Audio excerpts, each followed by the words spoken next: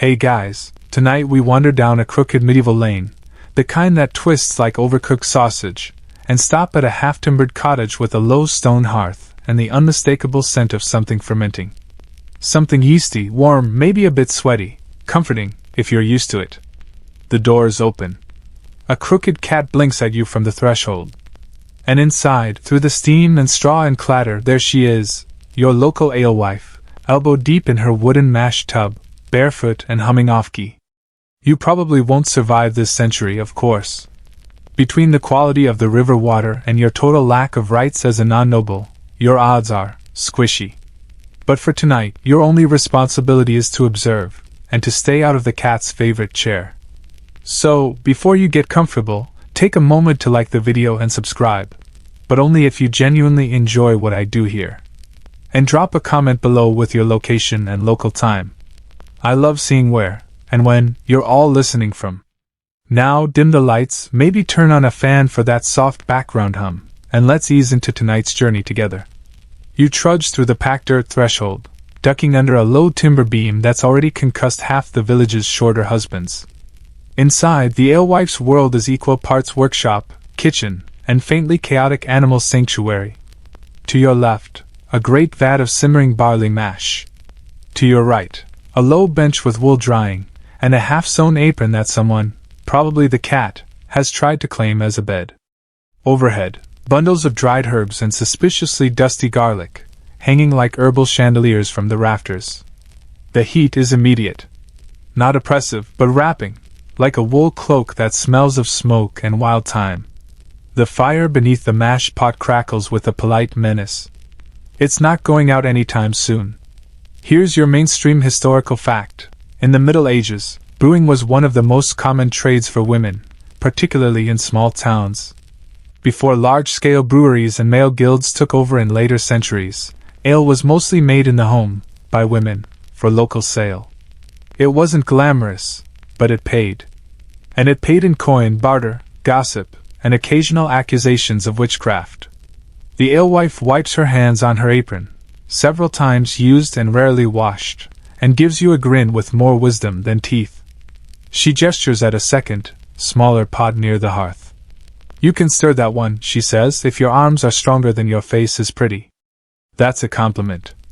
Probably. You pick up the wooden paddle. It's heavier than expected, damp with warm barley, and faintly smells like old bread. As you stir, the mash thickens and bubbles gently, like a porridge with secrets. The cat jumps onto the bench, knocking over a pewter ladle. No one flinches. Clearly, this is routine. The alewife absently reaches up, grabs a dangling string, and lowers a scrap of fabric to the cat, who, swear on your sleeping straw bed, paws at it until it falls across her head like a bonnet. She likes it, the alewife says, not looking. She gets more tips when she wears it. And there it is, tonight's first cat hat. A tiny, lopsided scrap of cloth, probably meant as a coin pouch, now a fashion statement on four muddy paws. Here's your quirky or fringe tidbit. Alewives often use small visual cues to advertise that fresh ale was ready. Green boughs outside the door, upturned buckets on poles, or, occasionally, a house cat wearing a bonnet and meowing on command. Okay, the last one's disputed. But multiple folktales and tavern songs mention the bonnet brew cat as a kind of living advertisement. Historians still argue, the alewife mutters as she sprinkles dried meadowsweet into a bucket, whether we trained the cats, or they trained us. The cat meows. Right on cue. Joke 1. You imagine a medieval marketing firm made up entirely of cats in hats, offering branding advice like, try more sardines in your signage. Joke 2. You picture a monk walking past, seeing the cat's bonnet, and immediately writing a letter to the bishop about moral decline and feline idolatry. Joke 3. You wonder if the cat has better fashion sense than you, and quietly conclude yes. Yes, she does. The mash gives off a rich, nutty smell now, like toasted oats and damp moss.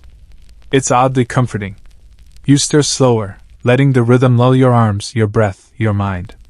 The alewife moves to the back room, more of an alcove, really, and you hear the familiar thud of barrels being tapped. She mutters something to herself, possibly in prayer, possibly in threat. Outside, faint voices pass on the road. You catch snippets.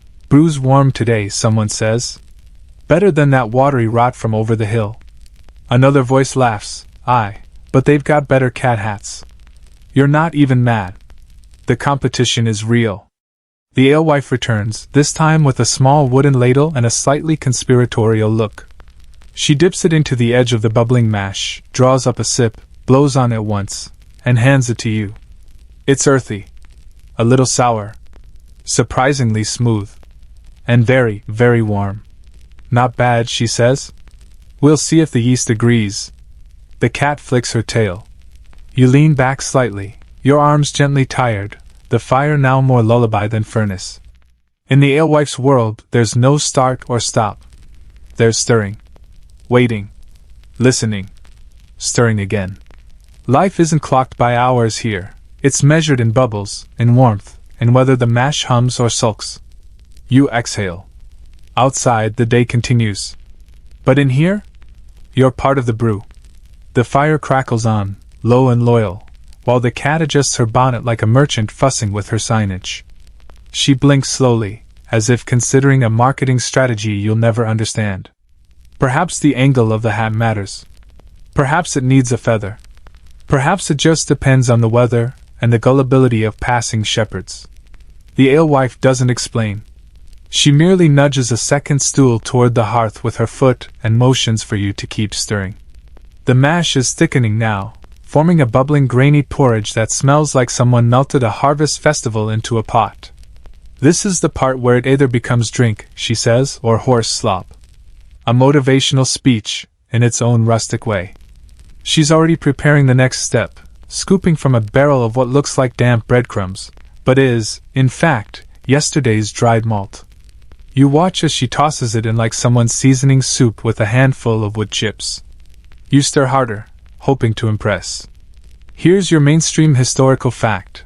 Medieval ale didn't use hops, at least, not until much later. Instead, it relied on grut, a mix of herbs like yarrow, bog myrtle, and sometimes rosemary or mugwort, which added both flavor and preservative qualities. Alewives guarded their recipes like treasure, often whispering them only to daughters or cats who looked especially trustworthy.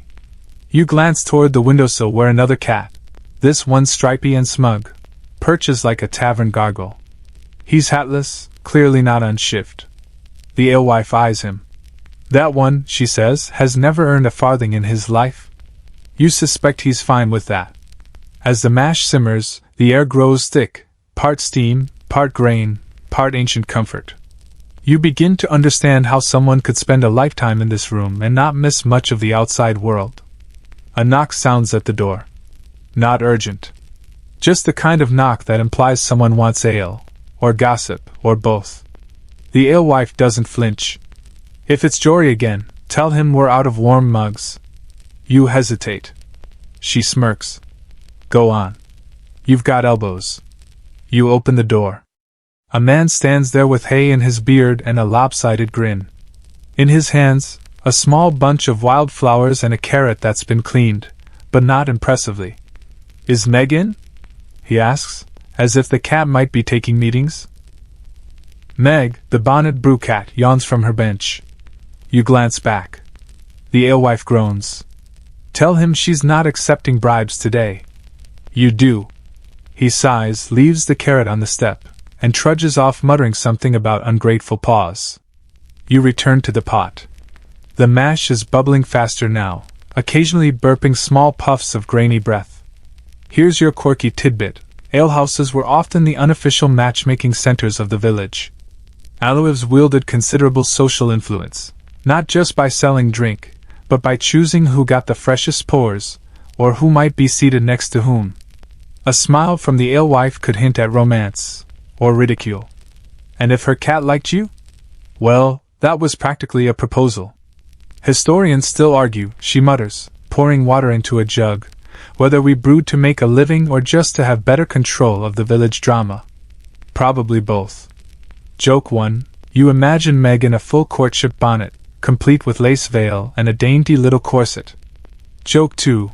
You picture a lonely shepherd writing a love poem to a cat that refuses to read it unless it's sung. Joke 3. You wonder if carrots were the medieval equivalent of Tinder swipes, less flashy, more edible. The alewife pulls a wooden paddle from the fire and stirs once, with the air of someone who's been doing this since before kings remembered to wash. Then she adds a pinch of something green, dried herb, vaguely mossy, and the entire room smells like crushed meadow and soup. It's nearly ready, she says, wiping her hands on her apron again. Then we let it cool. Yeast hates a hot bath. Outside, the village is beginning to stir louder. Hooves clop down the lane, someone's arguing about pigs, and 2 children shout something about a missing spoon that was definitely stolen and definitely about to become a weapon. Inside, it's still just steam, straw, and your quiet effort. You ladle a bit of mash into a wooden basin and carry it to the open window, where it can begin cooling in the breeze. The cat follows, then perches beside it like a bouncer guarding access to barley-based secrets. She watches the cooling bowl, you assume, to ensure no one spits in it or tries to divine the future by foam bubbles. It's peaceful here. Heavy, but peaceful. The alewife sits, finally, on a stool that groans under her weight and memory. She stretches her arms, rolls her neck, and sighs like someone who's wrestled both grain and grief. You know, she says, mostly to the cat, the brew's always better when someone helps stir. You beam, just slightly. She doesn't look at you, but her eyes soften as she watches the steam rise. Maybe tomorrow you help me with the green bough. She doesn't say more. But Meg flicks her tail once. Which, in this place, might as well be a contract. The breeze through the window tugs gently at the steam as the cooling mash settles, thick and still like a sleepy bog. Meg remains perched next to the basin, her tail curling and uncurling in a rhythm known only to cats and possibly brewers. You don't move. No one does. There's a sacred hush around this part of the brewing, when heat becomes rest, and bubbling becomes breath. The alewife doesn't speak for a while. She simply watches the light shift on the floor, the way dust dances in the slanting sunbeam. At some point, she lifts a small wooden cup to her lips, not ale, yet, just boiled water steeped with herbs, a concoction to keep the throat strong and the curses milder. Then, without warning, she says, "You ever ruin a whole batch by sneezing?" You blink. No, you haven't. But she clearly has. Worst sneeze of my life. Took 3 days for the yeast to forgive me. Here's your mainstream historical fact. Brewing was a delicate balance. A single mistake, like brewing at the wrong temperature or adding spoiled grain, could spoil the whole batch. For Alewives who depended on brewing to feed themselves or their families, a failed brew meant more than just wasted work. It could mean hunger, humiliation, or worse, rumors. She points to a shallow wooden bowl on the shelf. It's full of tiny pebbles. Those are bad luck grains, she explains. I spit them out of every new sack of malt. The ones that look smug. You don't question it.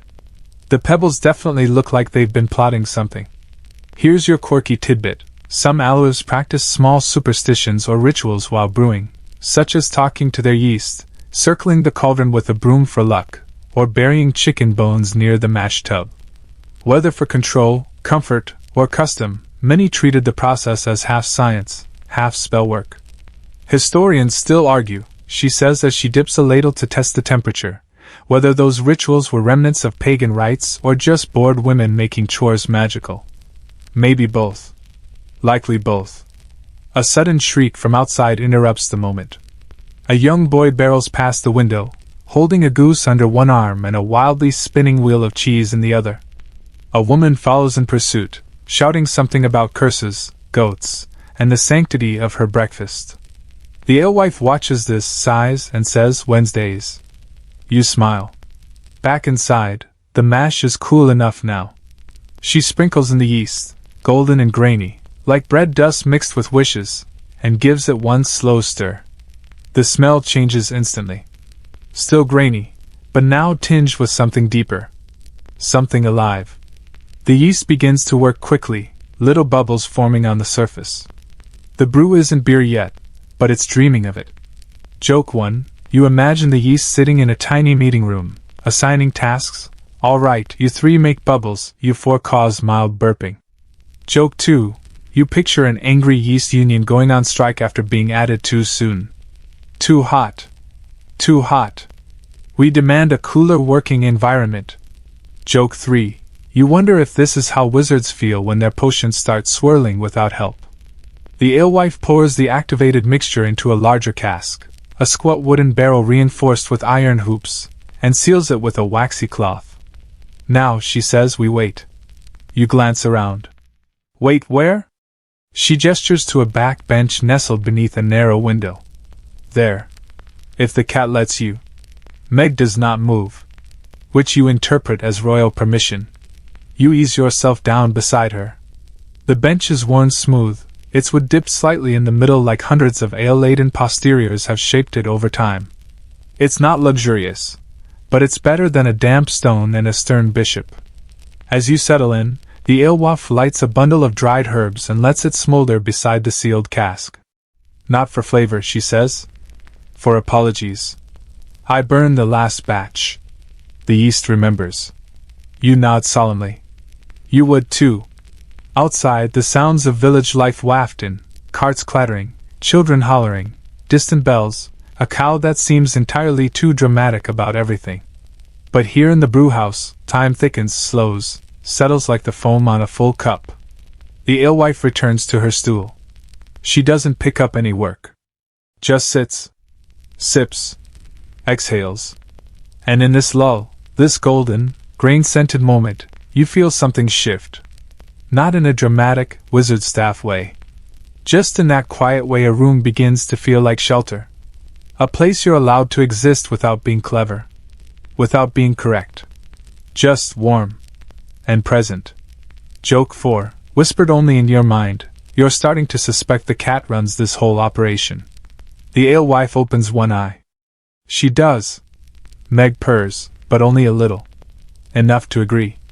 And so you sit side by side with a cat in a bonnet, watching bubbles rise through oak. The ale is on its way. And so, maybe, are you. You lose track of time on the bench beside Meg, lulled by the rhythm of rising bubbles and the occasional snap of drying herbs above the hearth. The alewife snoozes in her stool, not quite asleep, but somewhere between dream and judgment. Every so often, she mutters a word like malt or treachery, depending on the direction of her thoughts. Meg blinks at nothing in particular, as if watching invisible tavern-goers clink imaginary mugs. You get the sense she's seen many a batch come and go. Some successful. Others cursed.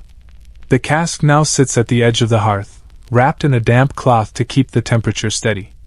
The yeast, having clocked in and begun its work, sends the faintest fizz into the room, a hint that life, microscopic and merry, is already transforming yesterday's mash into tomorrow's ale. The alewife stirs. Stretching, she groans like a ship's hull. It's nearly time to check the foam, she says, pointing to the little wooden vent hole near the top of the barrel. The scum tells all. You hesitate. The good kind of scum, she clarifies, grabbing a long reed spoon. Here's your mainstream historical fact. During fermentation, ale produces a layer of foam called barm. This frothy mixture was prized in its own right, used to leaven bread, heal wounds, or, in some bold recipes, as a facial tonic. A skilled alewife could tell the quality of her brew just by the thickness, color, and smell of the barm. She lifts the cloth, peeks into the hole, and nods. Foam's rising like it saw something scandalous. Then she scoops a bit of the barm into a side bowl, dabs a bit on her wrist, and sniffs like a perfumer assessing barley cologne. Fruity, with a hint of burnt toe. You don't ask. Meg does, with a chirp. The alewife narrows her eyes at the cat. You try fermenting during a thunderstorm and see how your barm smells. Meg yawns in dignified dismissal. Here's your quirky tidbit. Some alewives believed foam could be used to tell fortunes. If the barm rose quickly and without breaking, it meant good luck. If it frothed too long, someone in the household might fall ill, or gossip might spill. A particularly flat barm was enough to warrant pouring the batch down a priest's well. Accidentally, of course. Historians still argue, she says, running her finger along the edge of the bowl, whether barm reading was an actual practice or just a reason to hover and feel important. She flicks a dollop of foam onto the floor. Meg sniffs it with the authority of a customs inspector. Satisfied, the alewife leans back. Now we wait again. But shorter this time. You think maybe all of medieval life is just waiting, for foam, for warmth, for letters from a cousin who never writes. She passes you a warm crust of bread. It's dark, flecked with seeds, and tastes vaguely of smoke and thyme.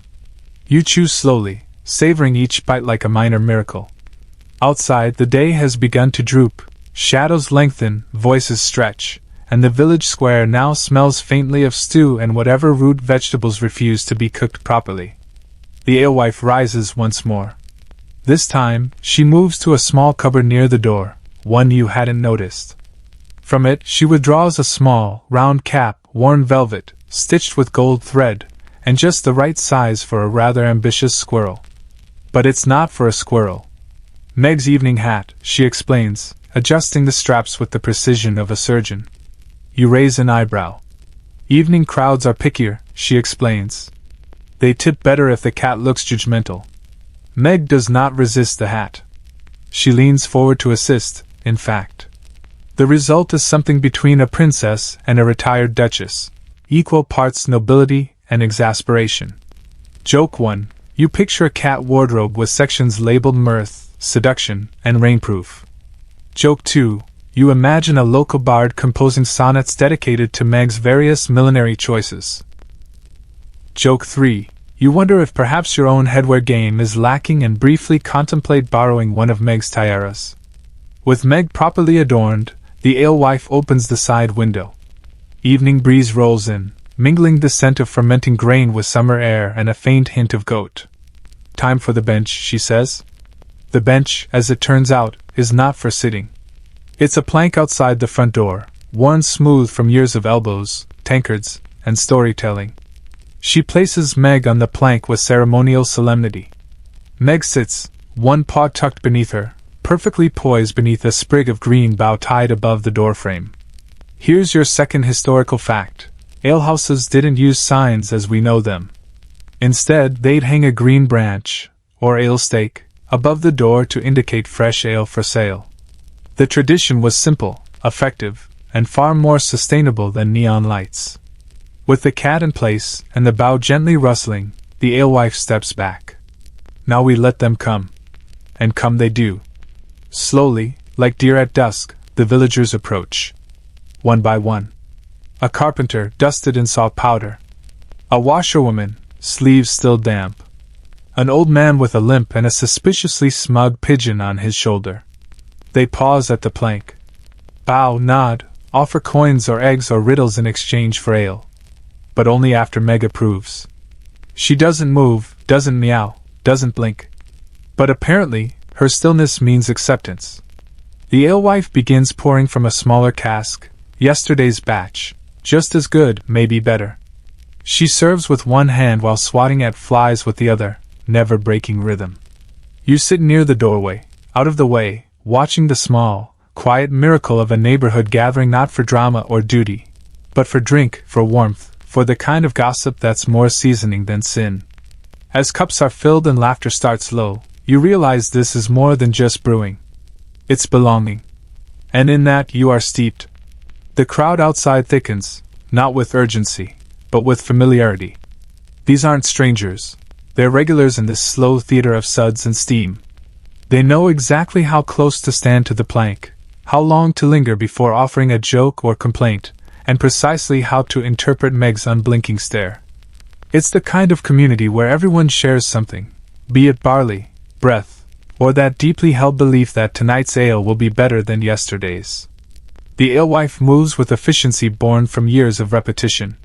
She doesn't smile much, but when she does, it seems to travel through the entire jug.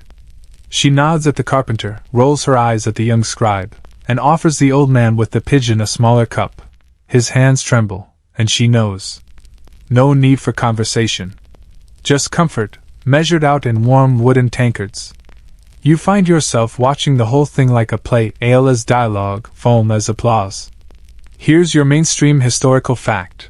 Medieval alehouses often doubled as informal community centers, especially in rural villages. They weren't just for drinking, they were places where disputes were hashed out, marriage plans made, trades negotiated, and the occasional ballad composed about someone losing a shoe in the privy. The alewife steps back and gives you a nod. You're up. She passes you a jug, half full, not too heavy, seasoned with the oily feel of old wood.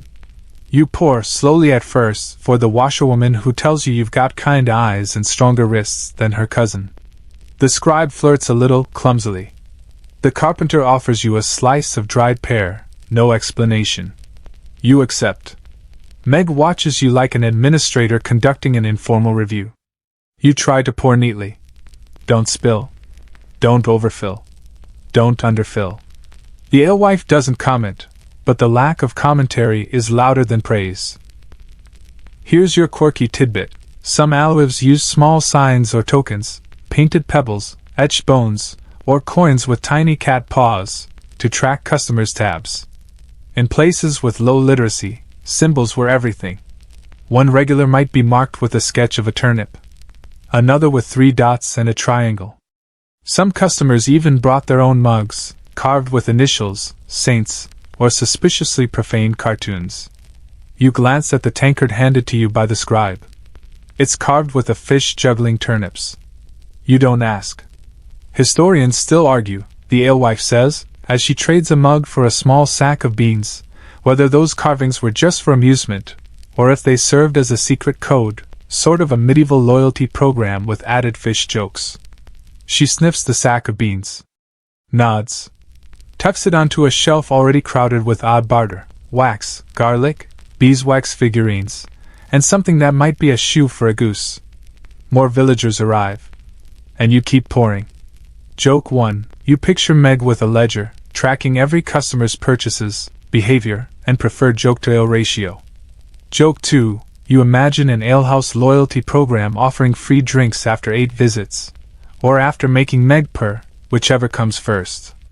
Joke 3. You wonder if there's a medieval Yelp, with scribes rating each alehouse on foam consistency and cat fashion. A small boy approaches the bench, dragging a slightly too big stool behind him. He stands on it, trying to reach the serving plank. He doesn't ask for ale, he's far too young, but instead plops down a round pebble and a bundle of herbs tied with twine. Me mum said to trade this for her usual, he announces. The alewife takes one look at the pebble and nods. Rosemary and thistle? That's Maud's handwriting, all right. She pours a cup, wraps it in a cloth, and hands it over. The boy lingers, uncertain. Meg stares. The boy, after a tense pause, reaches out and pats her gently on the head. She allows it. Just once. He beams like he's kissed a saint and vanishes into the evening.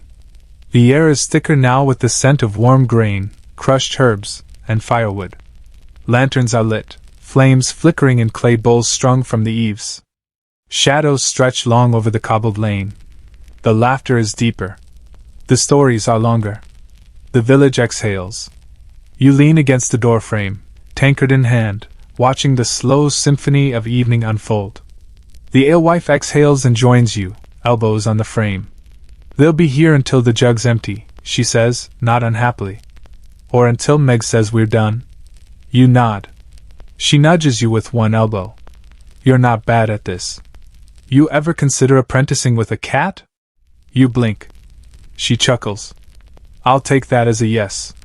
You look out over the lane, now lit with soft torches and glowing windows. The village glimmers like it knows it's loved, by hands that pour, by cats that judge, and by the stubborn humans who spend their lives brewing belonging. And as you tip back your cup and sip, you begin to think, this isn't just ale. This is memory, poured warm and slow. This is trust, carried in a jug. This is home, disguised as barley. And for now, at least, you belong to it. The crowd thins slowly, like the dregs of a long-told tale. One by one, the villagers begin to drift homeward, guided by the creak of carts and the flicker of lanterns swinging from shepherds' staffs. A few linger, not because they need more ale, but because it's easier to delay the night when your hands are warm and your belly hums with barley. Meg, ever composed, has repositioned herself on the plank. Her hat remains flawless, though slightly tilted, as if signaling the end of her shift. She stares down the final customers like a door warden assessing whether to let the evening truly end.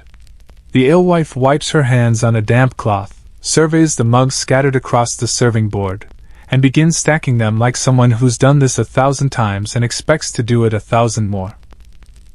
You start helping without being asked? It just feels right. The bench gets scrubbed with hot water and crushed thyme. Mugs are dunked in a soapy bucket, rinsed in rainwater, and stacked on a shelf made slightly crooked by age or design. The jug is almost empty, and what's left will go into a jar for breakfast. Ale was a common morning drink, especially before tea and coffee ruin everyone's expectations of energy. Here's your mainstream historical fact: ale was consumed at all times of day, and was often safer to drink than water. Small ale, which was weaker and less intoxicating, was even given to children. Brewing was not just a business, it was essential to health, hygiene, and hydration. The alewife catches your eye as you set the last mug down. You ever clean out a cask with one hand and chase chickens with the other? You haven't. Yet. She grins. Then you've never truly brewed. She turns and lifts a small wooden panel on the side wall, revealing a narrow stair that leads to a dim back room, part storage, part sanctuary. Inside, casks rest like sleeping beasts, each one wrapped in cloth or nestled in straw, as if nursing their contents into maturity. She gestures for you to follow. Meg declines.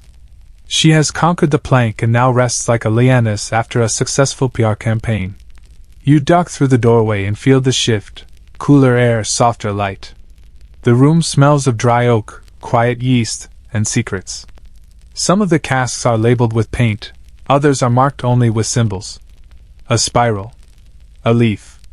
A crude cat paw. These are the quiet ones, she says. Too bold for the market.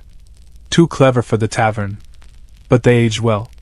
She strokes one cask like a beloved pet. Every alewife has her private batch, she explains. Something you brew not for coin, not for fame, but just to prove you could. Here's your quirky tidbit. Many alewives brewed small, secret casks flavored with personal blends of herbs, fruits, or even tree bark. These private brews were shared during births, funerals, or the rare moments when an alewife needed to impress a visiting in-law or rival brewer.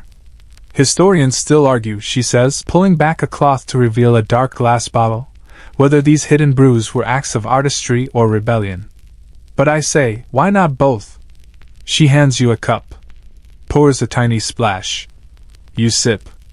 It's sweet, like berries dipped in smoke, with a sting of nettle and a warmth that fills your chest like a blanket freshly pulled from the fire. It's strange and comforting and a little bit mischievous. Not for sale, she says. Never will be. You nod. Some things are too good to be traded. Joke 1. You imagine secret alewives sneaking bottles under cloaks like spies trading state secrets, but with more burping. Joke 2. You picture a secret brewers club that meets under the full moon and rates each other's potions with dramatic thumbs-ups. Joke 3. You wonder if Meg has her own batch aging somewhere, laced with sardine essence and the dreams of mice. You lean against the wall, sipping the mysterious brew while the alewife begins wrapping the other casks for rest. There's a rhythm to her movement, even in the quiet. She handles each barrel like it's alive, and maybe, in a way, it is. Then, from somewhere above, the faintest meow. Not Meg, another voice. Higher pitched. Curious. The alewife pauses. Smiles faintly. Sounds like she's training the apprentice. You raise an eyebrow. She shrugs. Kittens learn yum. You follow her back upstairs, through the now lantern-lit brewhouse. The hearth's glow is low but steady, like a tired storyteller finishing her final tale. The floorboards creak beneath your steps, old wood, soaked in years of hops and foot traffic. Outside, the street is quiet now. Just the rustle of the bough and the occasional sigh of the wind. You help close the shutters, douse the hanging lanterns, and gather the last of the evening crumbs for the chickens, who, for now, are not involved in any cask cleaning emergencies. Then the alewife sighs, pulls off her apron, and drapes it over a hook by the fire. She stretches like someone uncorking a full day from her joints. Meg pads in from the plank, hat slightly askew, and hops up onto her pillow beside the hearth. She curls up instantly, as if someone hit a snooze spell. The alewife sits, sips the last of her brew. You do the same. And for a moment there is only silence, the kind that knows things. The kind that follows a full day of work and welcomes the kind of sleep that smells like wood smoke and barley. You lean back, arms resting on your knees, heart light. The fire flickers. The casts stream in the room beyond. And above all of it, cats, brews, stories, secrets, floats the gentle aroma of ale. And the sound of everything finally, peacefully, settling. The hearth's glow dips low now, a single ember eye blinking slow beneath a veil of ash. Meg stretches her front legs, arches her back like a professional yoga instructor, and nestles into a tight little comma of fur. You sit on the bench with your mug of warm, nearly flat ale, and realize that even this gently fizzled-up version, is oddly perfect at this hour. The alewife isn't done just yet. She's standing by a wooden chest near the wall, rummaging for something between bundles of herbs and what appears to be a cracked ceramic goose.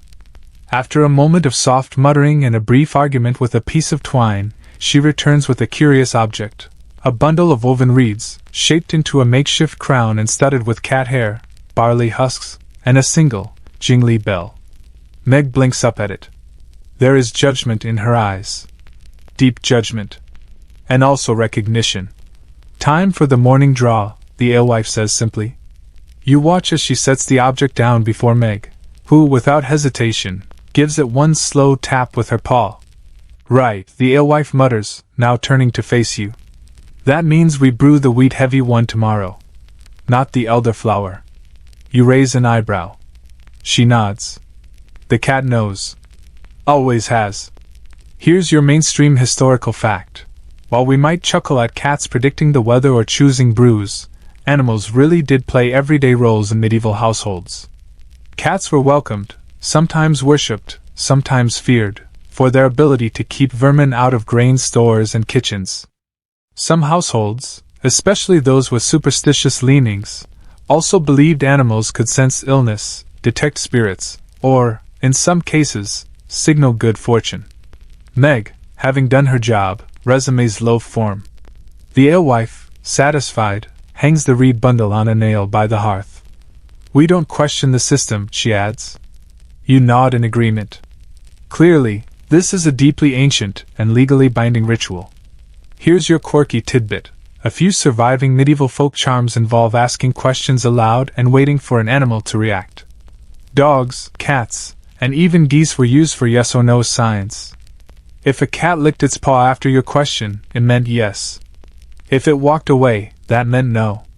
And if it knocked over your bread, you were doomed. Probably.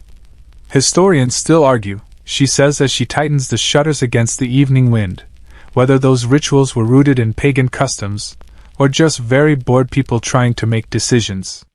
Probably both. You help her gather the last of the day's brewing tools, wooden paddles, scrapers, jugs with crusted foam clinging to their edges. As you lean over the mash tub, the scent rises again, deeper now, earthier, richer, like a secret recipe finally trusting you enough to exhale its truth.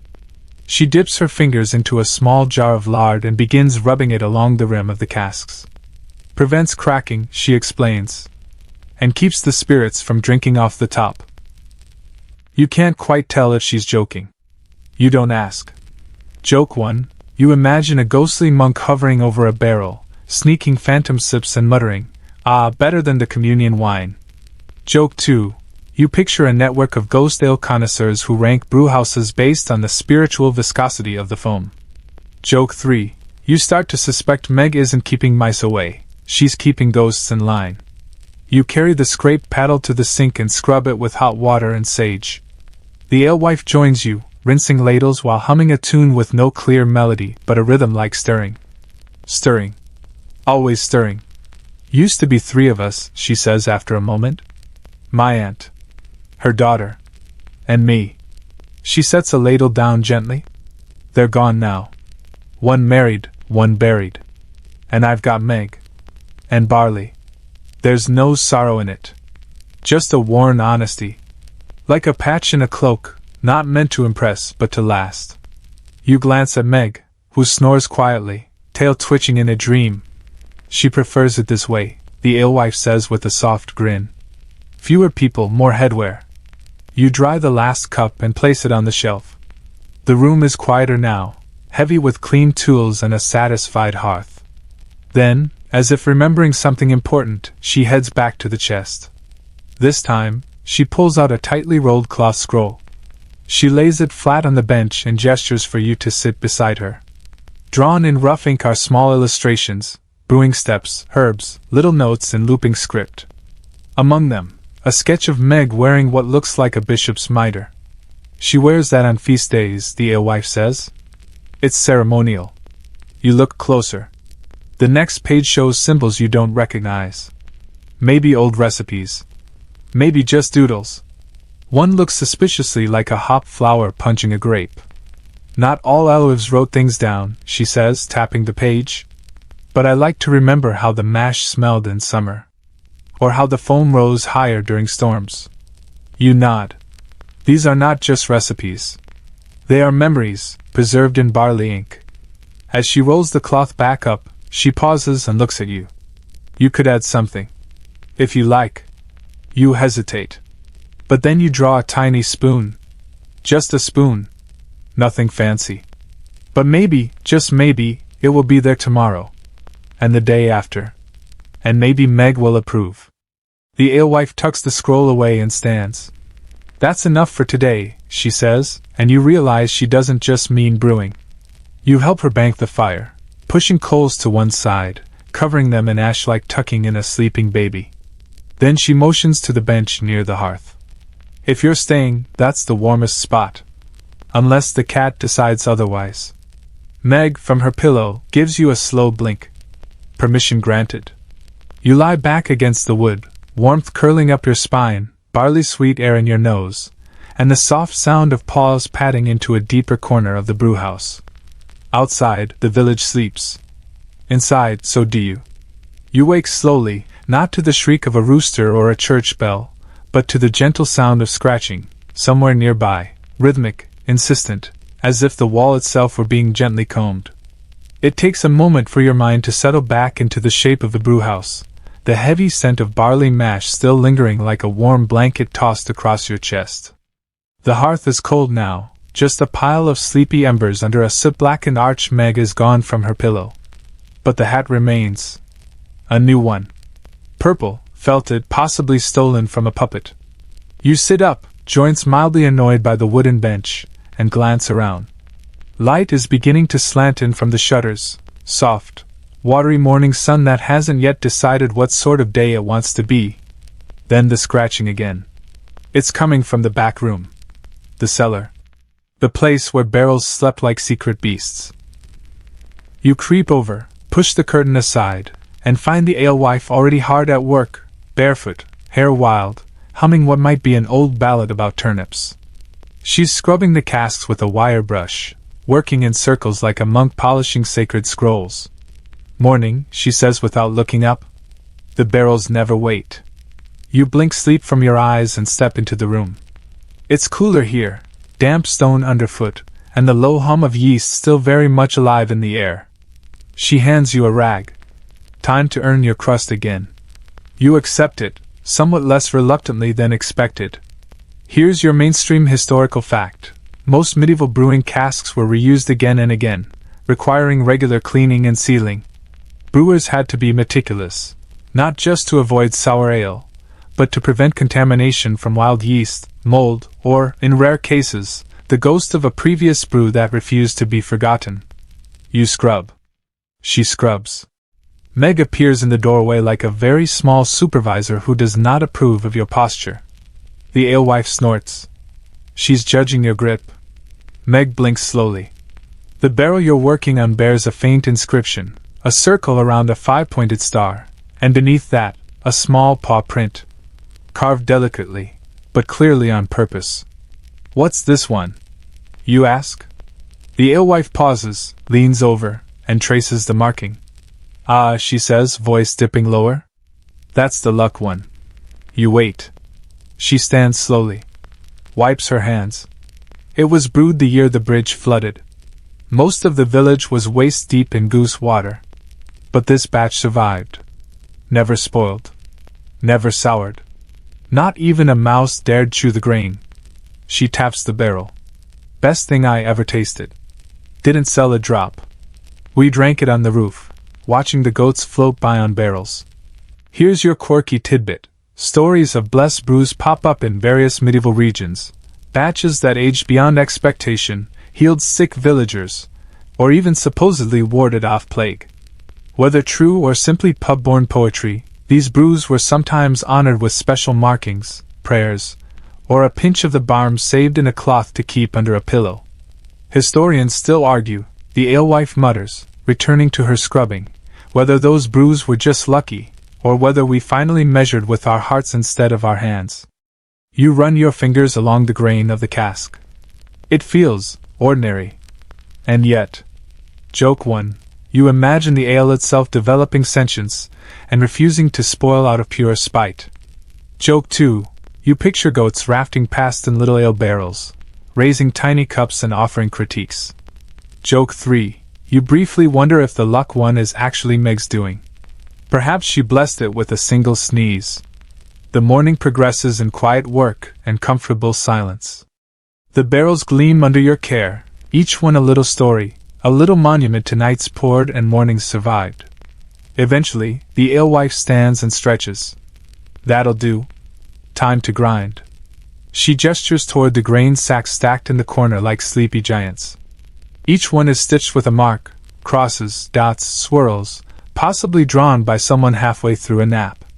You grab the mill handle and begin to turn. Slowly. Relentlessly.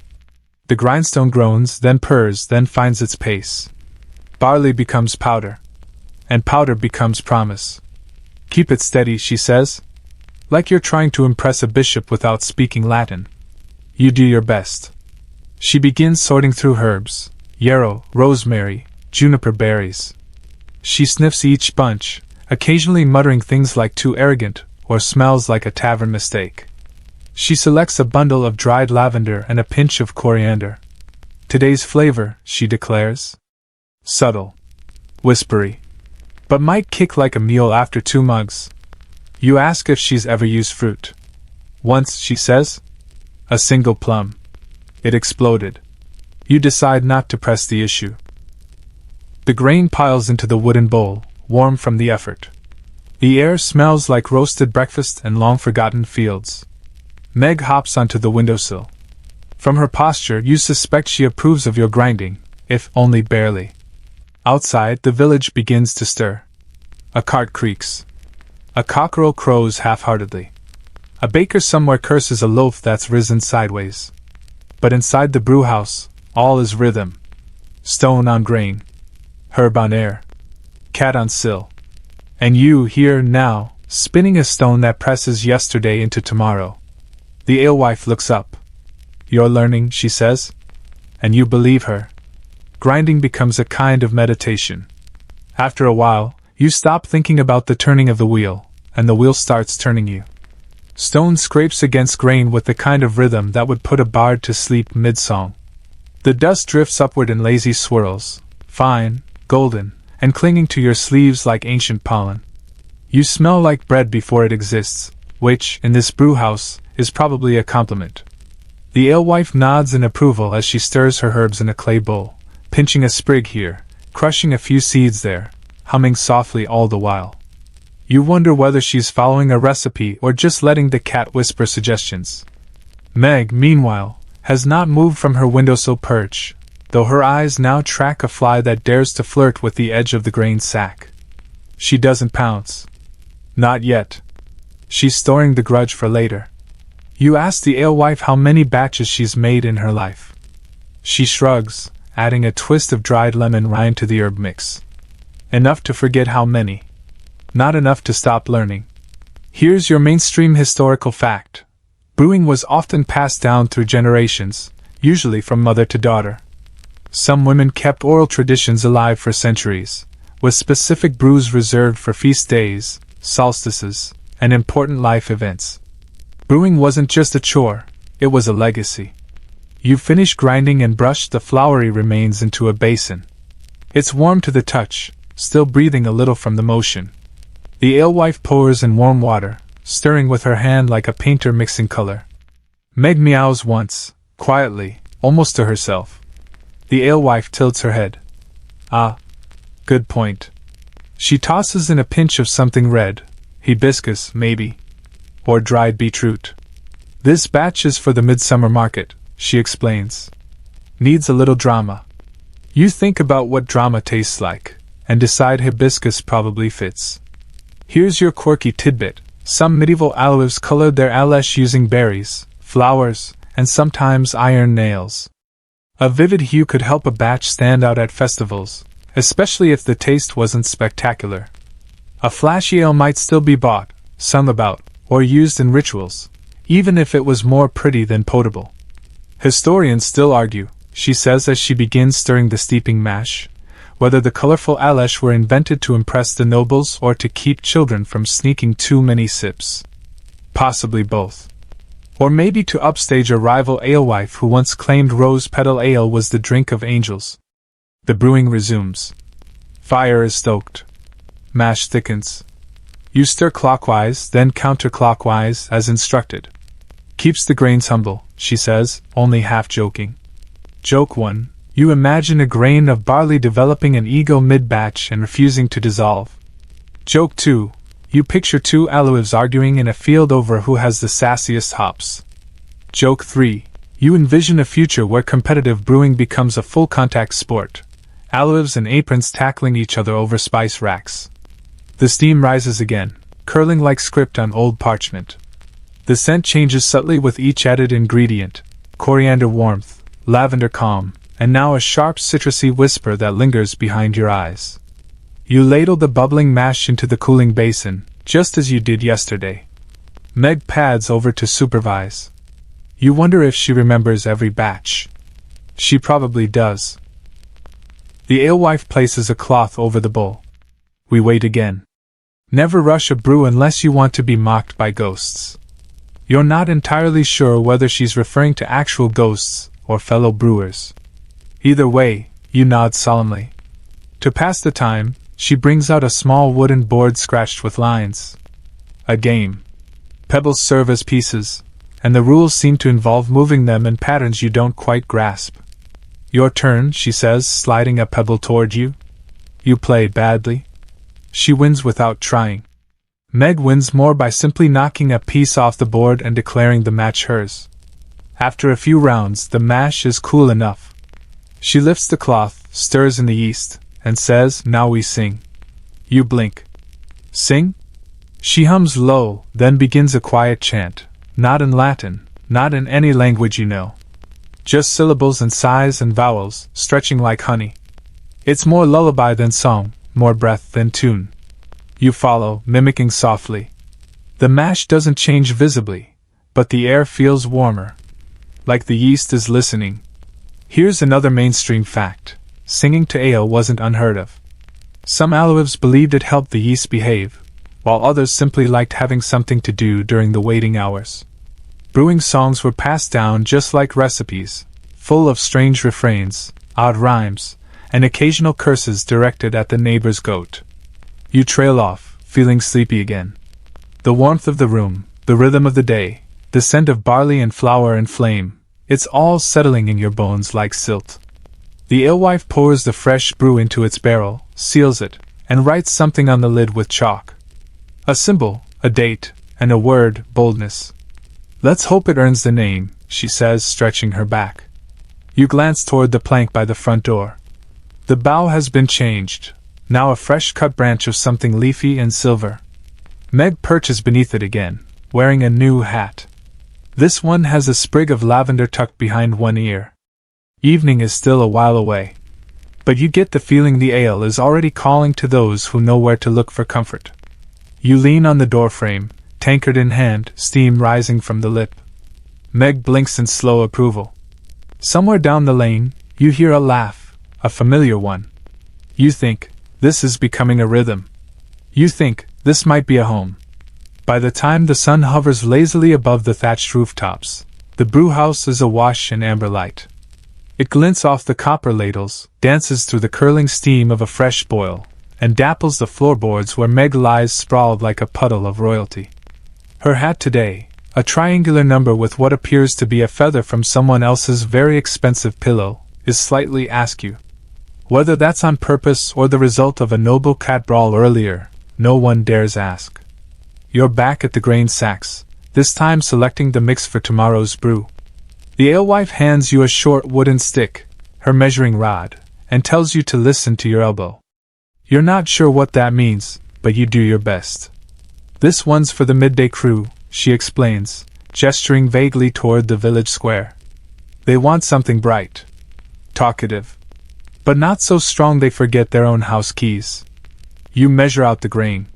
She watches. When you're done, she gives a single nod. That's it.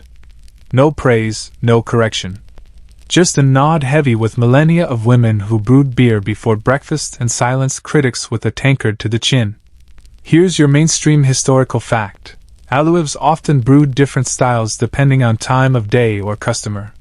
Some made small ale for laborers and children, and stronger, richer brews for evening gatherings. A skilled brewer didn't just know the recipe. They knew the rhythm of the village, and when to serve what to whom.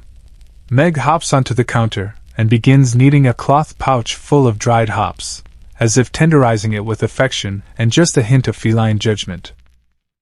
She's got a nose for bitterness, the alewife says. You add the hops. Not too much. Not too soon. Here's your quirky tidbit. Hops weren't always used in brewing. Early medieval ale was often flavored with grut, a mixture of herbs like yarrow, mugwort, and horehound. Hops slowly crept in from Germanic regions and eventually dominated for their preservative qualities.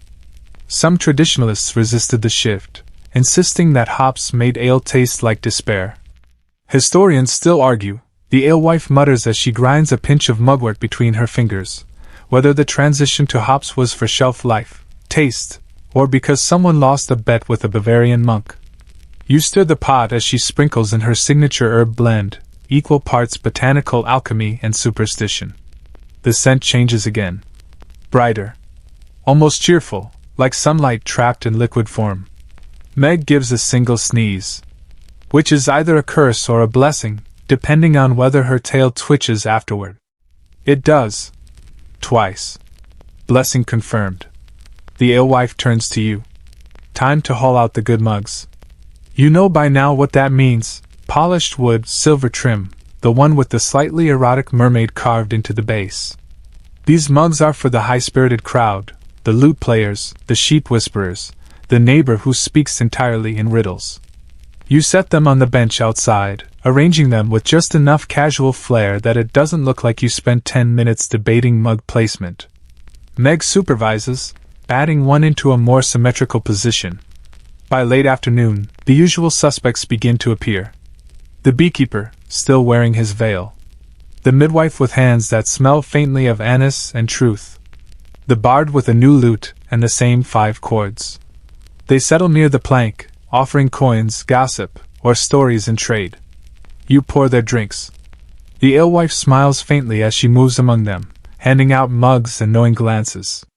Remember, she whispers as she passes you, never pour for someone who doesn't laugh at the cat. That seems fair. Joke 1. You imagine Meg with her own brewery somewhere in the hedgerow, fermenting frogs and nettles into a potion for eternal smugness. Joke 2. You picture the alewife training an entire staff of squirrels to judge customers based on the crispness of their tunics. Joke 3. You wonder if the erotic mermaid mug grants wishes, but only the very awkward kind. The sun begins to sink, and the village's golden hour arrives. Everything glows, the mugs, the foam, even the tired eyes of villagers leaning in close over shared jokes and remembered losses. You lean on the doorway again, tankard in hand, feeling something settle in your bones, not just warmth, but rootedness. Like your presence here matters. Like the cat has finally accepted your elbows. The alewife comes to stand beside you. You're better than most, she says. You blink. At pouring? At staying, she replies. She doesn't elaborate. She doesn't need to. Together, you watch the last of the mugs being emptied, laughter rising like steam off a fresh boil. Meg, now sprawled like a melted candle on the windowsill, blinks slowly as if to say yes. This will do. The ale runs out just as the stars begin to gather above the rooftops. Not in a rush, just a quiet agreement between sky and brew.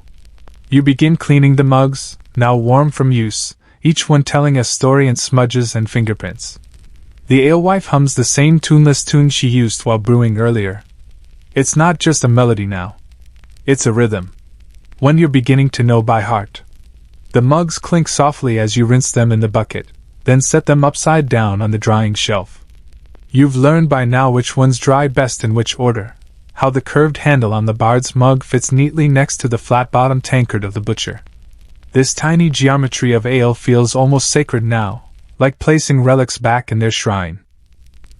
Meg yawns, wide-mouthed and full of ceremony, before hopping down from her windowsill throne. Her hat for the evening, a weathered velvet bonnet with a stitched-on feather that might once have belonged to a parrot, slips slightly over one ear. She doesn't seem to mind. It only adds to her mystique. The alewife is folding cloths, wiping counters, moving in the slow ballet of someone whose day isn't done but no longer hurries. She scrapes the foam from the side of the mash tub and drops it into a small wooden bowl. For the hens, she says. Gives them ambition. You raise an eyebrow. They lay brighter eggs after barm, she adds, matter-of-fact. Sometimes two. Sometimes none. Depends on the gossip. Here's your mainstream historical fact. Leftover brewing byproducts were often recycled, spent grain fed to animals, foam used in baking or medicinal bombs. In some places, alewives were known to trade barm with local bakers, creating a kind of sleepy barter economy steeped in yeast and mutual tolerance. She hands you the bowl. You carry it outside, where the hens cluck indignantly in their coop, as if you've interrupted a rather intense feathered council. You pour in the foam. They swarm it with unceremonious delight. You pause, breathe in the cool air tinged with hops and dusk, and watch the sky stretch itself towards sleep. By the time you return inside, the alewife has started lighting the candles. Not all of them, just the ones that matter. One on the counter. One on the stairwell. One next to Meg's cushion. The light is low, golden, and soft as a lullaby hummed by a kettle. She tosses a blanket toward you. Upstairs, she says. You've earned a pillow tonight. Not just wood and stubborn dreams. You thank her. Here's your quirky tidbit.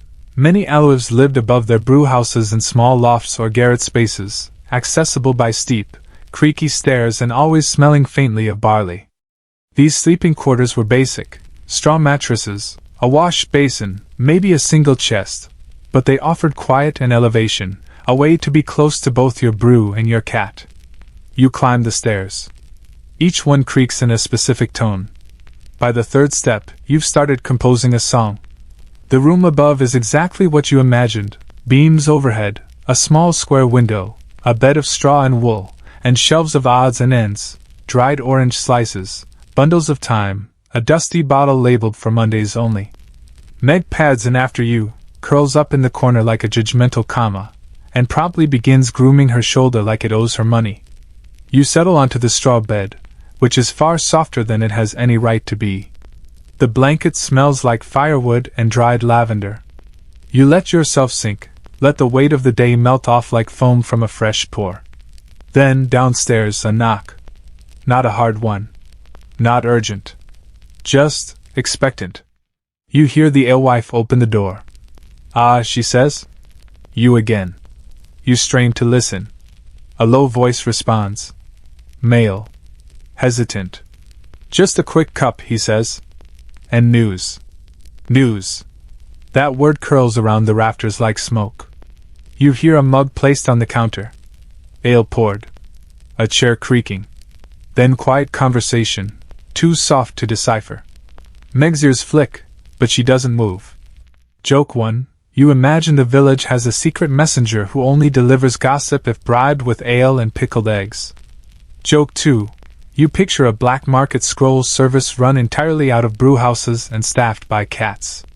Joke 3. You wonder if Meg is the real message, and the ale is just the delivery fee.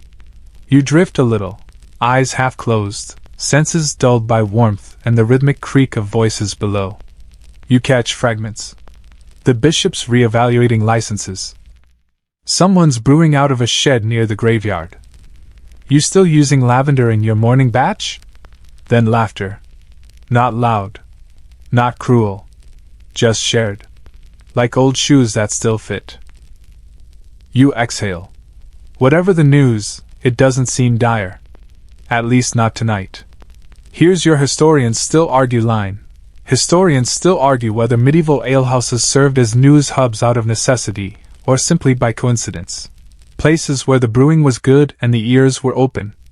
But you suspect that wherever the mugs were full and the cats were fed, truths were more likely to spill. The chair downstairs scrapes. The mug is emptied. The door opens, then closes. Footsteps fade down the path. The alewife climbs the stairs a few minutes later with a mug in one hand and a sleepy candle in the other. Just warm water, she says, handing it to you. With mint. Your insides have been spoiled by too much excellent ale. You sip. She blows out the candle. She lingers a moment, glancing at Meg, who is now deeply asleep and somehow has claimed half your pillow without moving. She likes you, the alewife says quietly. You ask if that's rare. She grins. Only slightly more common than a polite goat. Then she descends, leaving you in the golden hush of the garret. Outside, the stars gather with purpose. Inside, barley dreams begin to settle in your bones. And Meg, the silent sentinel of foam and fate, lets out one final sigh before sleep takes you both. You wake before the sun. Not because of any alarm, those won't exist for several hundred years, but because of the smell. It curls up through the floorboards like a lazy spell, roasted grain, damp earth, and a whisper of lemon balm. It's comforting, like remembering a good dream and realizing it was real. Meg is already gone. Your pillow is no longer warm. Downstairs, you hear faint clinking. The creak of the back door. Then the unmistakable shuffle of chickens being disrespected by a woman with purpose. You stretch, limbs stiff but not unkindly so, and step into your boots.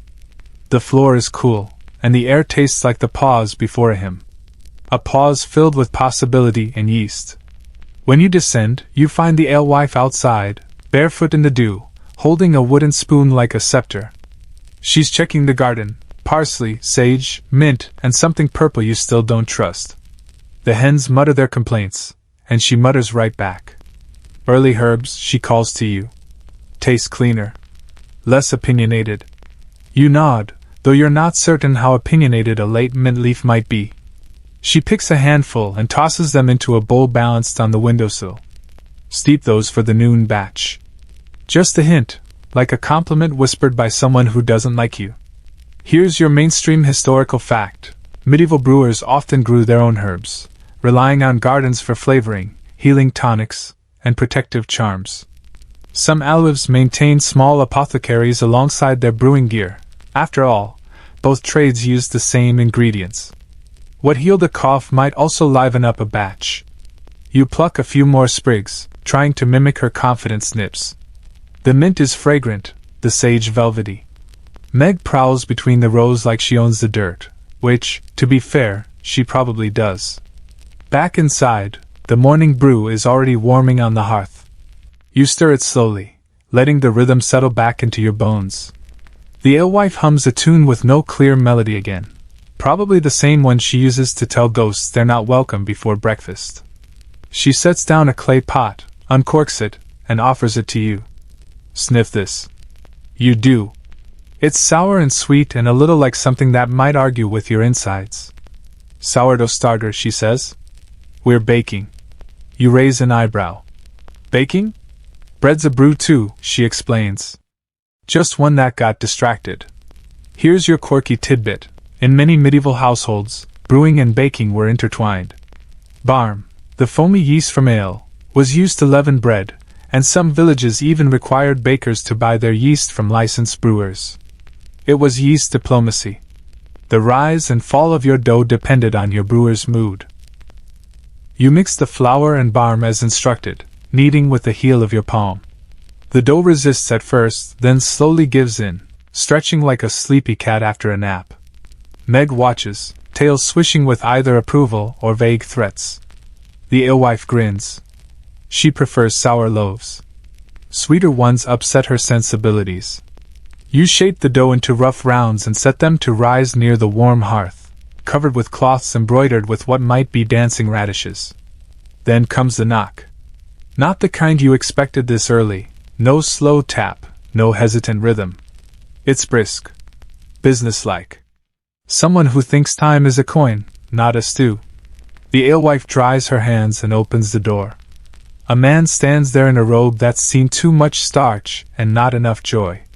He carries a scroll. His nose is long, his belt buckle longer.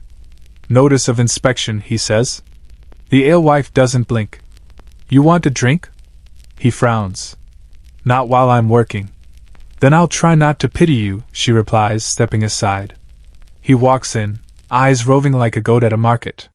He sniffs the air, squints at the herb bundles, lingers on Meg, who stares back with all the weight of every annoyed cat in history.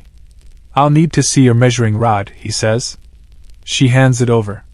And your brewing ledger. She nods toward a scroll on the shelf. It's covered in symbols, flour smudges, and one tiny doodle of a fox in a hat. He reads. Frowns. What's this symbol? Means the ale sings if poured too quickly. He raises an eyebrow. Would you like a demonstration? She asks. He declines. Here's your historians still argue moment. Some regions employed ale tasters or ale conners, who were tasked with inspecting quality, price, and strength of ale. Their methods varied wildly. Some claimed to detect impurities by taste alone, while others supposedly sat in puddles of spilled ale to test its stickiness. If you didn't stick, the ale was too weak. You offer him a cup, just to see. He sniffs it. Takes the tiniest sip. Blinks. It's acceptable. High praise. He scribbles something on his scroll, stamps it with a wax seal, and departs. Meg follows him out, as if ensuring he doesn't steal any herbs on the way. Joke 1. You imagine medieval health inspectors measuring brew strength by yelling into the cask and seeing what echoes back. Joke 2. You picture Meg as the official ale judge, her approval delivered only through dramatic sighs. Joke 3. You suspect the fox on scroll doodle may have been the true reason the ale passed inspection. The alewife sighs as she closes the door. One of the better ones. He only frowned twice. You uncover the dough. It's risen beautifully. Puffed, golden at the edges. Alive. You shape it again, slide it into the small stone oven near the hearth. Bread'll be ready by midday, she says. Just in time for the noon crowd. You wipe your hands on your apron and look around. The brewhouse is quieter now. Peaceful. You hear the crackle of fire, the soft whistle of cooling mash, the gentle cluck of hens settling their differences. Meg leaps back onto her windowsill, hat still in place, expression inscrutable. The alewife hands you a fresh mug, not full, just enough. To surviving inspection, she says. You raise yours. To cats that bake, you reply. And you both drink. The bread emerges from the oven with a crust like golden bark, crackling softly as it cools, exhaling a fragrance so comforting you briefly consider proposing to the loaf. The alewife slices it with a curved blade older than most family trees, revealing a soft, airy center marbled with herbs and stray bits of caraway. You can't help but stare. It's not just bread. It's a hymn with a crunchy bottom. She hands you a slice, still warm. You bite in. It's everything the brew house is in edible form, bold, a little wild, deeply familiar. The herbs hum at the edges, and the barm gives it that barely there tang, like the bread remembers being beer and still dreams about it. Good rise, she says, chewing her own slice. Meg didn't sit on the bowl this time. Meg, on the windowsill, flicks her tail in what may be offense or approval. Hard to tell. You set out the bread on a wooden platter, beside a jar of soft cheese flecked with chives and garlic, and a bowl of pickled something. You ask, She says don't worry about it. You decide not to worry. Soon, the midday crowd begins to arrive. Today it's a livelier lot, 2 apprentices from the tannery, still smelling faintly of leather and ambition, a trio of older women in matching shawls, whispering and laughing like they've shared secrets since the time of Charlemagne, and the blacksmith, whose hands are perpetually blackened and who always pays an exact coin and gentle nods. You serve the bread, the soft ale, and the pickled thing. You listen to snippets of story, clink mugs, and collect the occasional thanks delivered with a wink or a crumb in the beard. Here's your mainstream historical fact. Alehouses weren't just places to drink. They often functioned as informal dining rooms, especially in villages without inns. Patrons might bring their own food, but many alewives served simple fare: bread, cheese, dried fruit, or stews made from whatever hadn't yet been spoken for by the chickens. Meg saunters from lap to lap, receiving scratches as if they were owed, occasionally swatting a hand that gets too bold. Her hat today now includes a ribbon. Possibly stolen. Probably earned. The alewife carves more bread. You top off mugs. Someone starts a game of knucklebones in the corner, and the clatter adds a rhythm to the low hum of conversation. You notice the ale this morning is smoother. The herbs bloom mid-sip. It lingers in a good way. Less of a drink, more of a moment. Even the apprentices, usually prone to chugging, pause and raise their mugs in appreciation. Better batch, you say quietly. The alewife nods. Less thinking. More trusting. The brew felt it. Here's your quirky tidbit. Some brewers believed that moods could influence fermentation. A joyful brewer made bright ale. A bitter one? Sour results. It wasn't science. It was gut, folklore, and the whisperings of cats perched near the fermentation crocks. Historians still argue, she adds, whether it was the brewer's mood or the weather outside that made the real difference. I say the brewer, but only because the weather never kissed the grain goodnight. You chuckle. She smiles. It's rare and lovely. The apprentices eventually drift out, giggling about something to do with shoes. The trio of shawled ladies leave behind a ring of breadcrumbs and a lingering echo of laughter. The blacksmith lingers, drinks his last sip, and gives you a nod that feels like a medal. The brewhouse breathes again. A little quieter. A little warmer. Joke 1. You imagine a competition between the ale and the bread to see which one becomes king of comfort. Joke 2. You suspect the pickled mystery item might be an old family curse, rebranded as a garnish. Joke 3. You picture Meg quietly judging every bite from her windowsill, deducting imaginary points for those who don't share. You wipe down the bench, collect the mugs, and return to the hearth. The flame has mellowed, the kind of fire that listens more than it speaks. The alewife leans against the wall, cup in hand. Funny, isn't it? She says. How something as simple as grain, water, and a bit of heat can hold a village together. You nod. Not just funny, sacred. She continues, almost to herself, it's not just about the drinking. It's about the waiting. The watching. The way the foam rises like it has something to say. You sit beside her. Meg hops onto her lap, turns 3 times, and settles with a satisfied sigh. The afternoon slips on quietly. Outside, the street hums with the sounds of carts and occasional song. Inside, the brewhouse holds steady, like an old boat anchored against the tide of time. Here, bread is a story. Ale is a hug. And cats are something just slightly more important than gods. You close your eyes for just a second. Maybe 2. Then, knock knock. Soft, steady, familiar. The alewife rises. Evening already, she says, not unhappily. She answers the door. A young woman stands there, windblown and grinning, her apron dusted with flour. Brought the honey, she announces. Also, your bees are still rude. Of course they are, the alewife replies. They're mine. She takes the small clay jar with care, opens it, sniffs. Just right, she murmurs. The evening brew will like this. You stretch, stand, and take your place near the hearth again. Another batch to begin. Another rhythm to step into. Another day in the brewhouse of cat hats, barley, and gently whispered spells. You hold the jar of honey like it's a precious relic. It's heavier than you expect, warm from the sun, and sealed with wax stamped in the shape of a bee midwaltz. You imagine the bees themselves agreed to that branding. Probably filed a petition. The alewife carefully peels back the wax, dips a finger in, and lets the golden thread drip into her mouth. She closes her eyes. Smiles, just slightly. Early bloom, she says. Wild thyme. Clover. A touch of arrogance. You hand her a ladle, and she scoops a generous spoonful into the new batch already bubbling over the fire. The honey hisses as it hits the hot wort, curling into the brew like a secret being absorbed. You stir slowly. The scent changes at once, deeper, rounder, with a floral whisper that nudges at the back of your throat. Here's your mainstream historical fact. Honeyed Alesh, or braggots, were common in medieval times, often brewed for special occasions, festivals, weddings, or seasonal markets. Honey added not just sweetness but strength, turning a simple ale into something more celebratory and slightly unpredictable.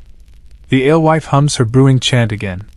You've started to hear the shape of it now, almost a melody, almost a rhythm, like someone remembering a song from childhood they only half believed in. Meg flicks her tail on the counter. Today's hat has a single daisy poking out of the brim and a feather clearly liberated from a merchant's quill pen. She looks like a retired duchess who knows everyone's secrets and shares none of her own. The alewife adds a pinch of dried orange peel and a crushed violet petal. She stirs once clockwise, twice counter. Meg meows in approval, or at least does not leave the room, which is essentially the same thing. Time to wait, she says, capping the cauldron. You set the fire to a low purr, and sit with her at the bench. She pours you each a cup of the earlier batch, the new ale, mellowed now softer. It tastes like an exhale. You ask how she knows when to add what. She shrugs. It's like remembering a face. You don't always know why it's familiar. You just know you miss it if it's not there. Here's your quirky tidbit. Some Alewives swore that each new batch had a personality. Some were shy and needed coaxing. Others were bold and fermented with confidence. A few were unpredictable, foaming over without cause, flat despite prayers.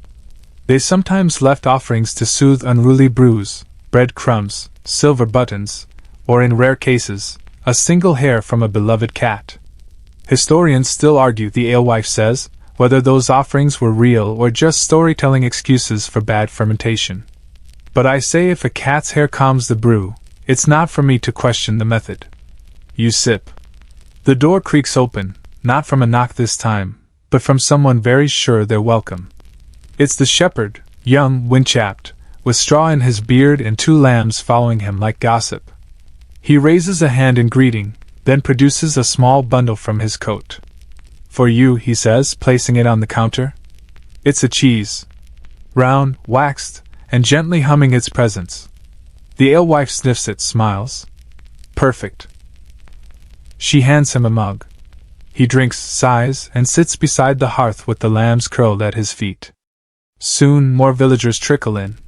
The baker with hands like paddles. The weaver with mismatched socks. The candlemaker who smells perpetually of beeswax and speaks in haiku whether you want him to or not. You pour. You slice the bread. You pass the honey on a spoon to a girl whose braids nearly touch the floor. Outside, the light fades into lavender. Inside, the brewhouse glows. Joke 1. You picture a secret society of medieval lambs trained to sniff out good braggot. Joke 2. You imagine Meg is secretly brewing her own honey ale line under the brand Whiskered Gold. Joke 3. You wonder what would happen if you offered the ale a limerick instead of orange peel. Later, when the mugs are half empty and the bread is mostly crumbs, the alewife lifts the lid on the new batch. Steam rises. The honey has blended perfectly. She dips a ladle, tastes, and nods. Then she hands it to you. Your first real test. You sip. The flavor is layered, floral at the start, smooth and warm in the middle, and finishing with a gentle zing that makes you want to close your eyes and say, ah. She watches you closely, arms folded. Well? You nod. It sings. Her mouth twitches. It hums, actually. But I'll take it. Meg jumps to the bench and stares at the pot, unmoving. She's judging the legs, the alewife says. You ask if Meg's ever disliked a brew. Only once, she says. The batch fermented too long. She sat in the cauldron until I dumped it. Smart cat. Here's your second mainstream fact, because this day deserves it. Cats in alehouses weren't just for companionship. They kept the grain safe from mice, regulated warmth with their sleeping spots, and sometimes served as a symbolic mark of quality. A good alehouse always had a good cat. The night winds down. The villagers depart with full bellies, warm cheeks, and arms slung around each other's shoulders. The shepherd leaves with his lambs, who seem mildly tipsy on warm air alone. The candlemaker bows out with a final haiku. Golden barley laughs. Cat blinks thrice beneath the stars. Tomorrow tastes sweet.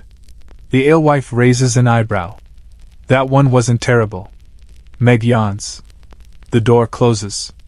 You look down at the pot, still warm, still humming. You've brewed something today, not just ale, but memory. You cover it, stir the coals, and pour yourself the smallest of sips. The brewhouse hums with approval. And outside, the stars drink in their share of honeyed light. The next morning arrives on a sigh, not a shout. Dawn seeps through the shutters in soft strips, brushing across Meg's fur as she lounges, belly up, on your straw pillow like a creature that invented comfort and then retired. Her hat is gone, perhaps tucked away for laundering, or maybe donated to a less fortunate ferret in need of flair. You stretch. Your muscles ache in the deeply satisfying way that comes from work that fed more than just the stomach. You've brewed. You've baked. You've served and stirred and sniffed. And now, as the world outside shakes dew from its limbs, you rise with something close to pride. Downstairs, the brewhouse is still. The hearth is only embers, the air cool and sweet with last night's herbs. The alewife is at the back table, bent over a bowl of something that might be porridge or might be part of a spell. She looks up. You snored. You nod. Meg approved. She snored louder. She gestures to the counter where the cauldron of honey braggot sits sealed and content. Still warm. Still humming. You take a ladle and dip in, just a sip. The brew tastes like a poem about bees written by someone with sticky fingers and a hopeful heart. Ready for the market? She asks, already bundling loaves into a cloth-lined basket. Time we let the world taste it. Here's your mainstream historical fact. Many Alewives sold their brews at open-air markets, either from stalls or directly from their homes. The green bough signaled ale for sale, but special brews, like braggots, were reserved for market days or festivals, when coin purses loosened and tongues followed suit. You help her pack jars of pickled carrots, a pot of soft cheese, thick-cut loaves speckled with rosemary, and 6 jugs of the honey ale, corked tight and wrapped in damp cloths to keep them cool. Meg trots over with something in her mouth. It's her hat. Today's style is a crushed velvet beret with a crooked ribbon and a tiny brass bell. She drops it at your feet like an offering. You put it on her. She tolerates it. Then, with baskets balanced and jugs secured, you and the alewife set out for the village square. It's already bustling. Carts rumble over cobbles. Bakers shout about buns. The fishmonger is arguing with a goose. Someone is playing a tune on a bone flute that might be charming or possibly a threat. It's hard to tell. You reach your spot, under the old lime tree, and lay out your goods. The alewife ties the green bough above the table, then places Meg squarely on the bench. She stretches once, curls up, and falls instantly asleep, hat intact. Here's your quirky tidbit. Cats were sometimes used as advertising in medieval ale selling.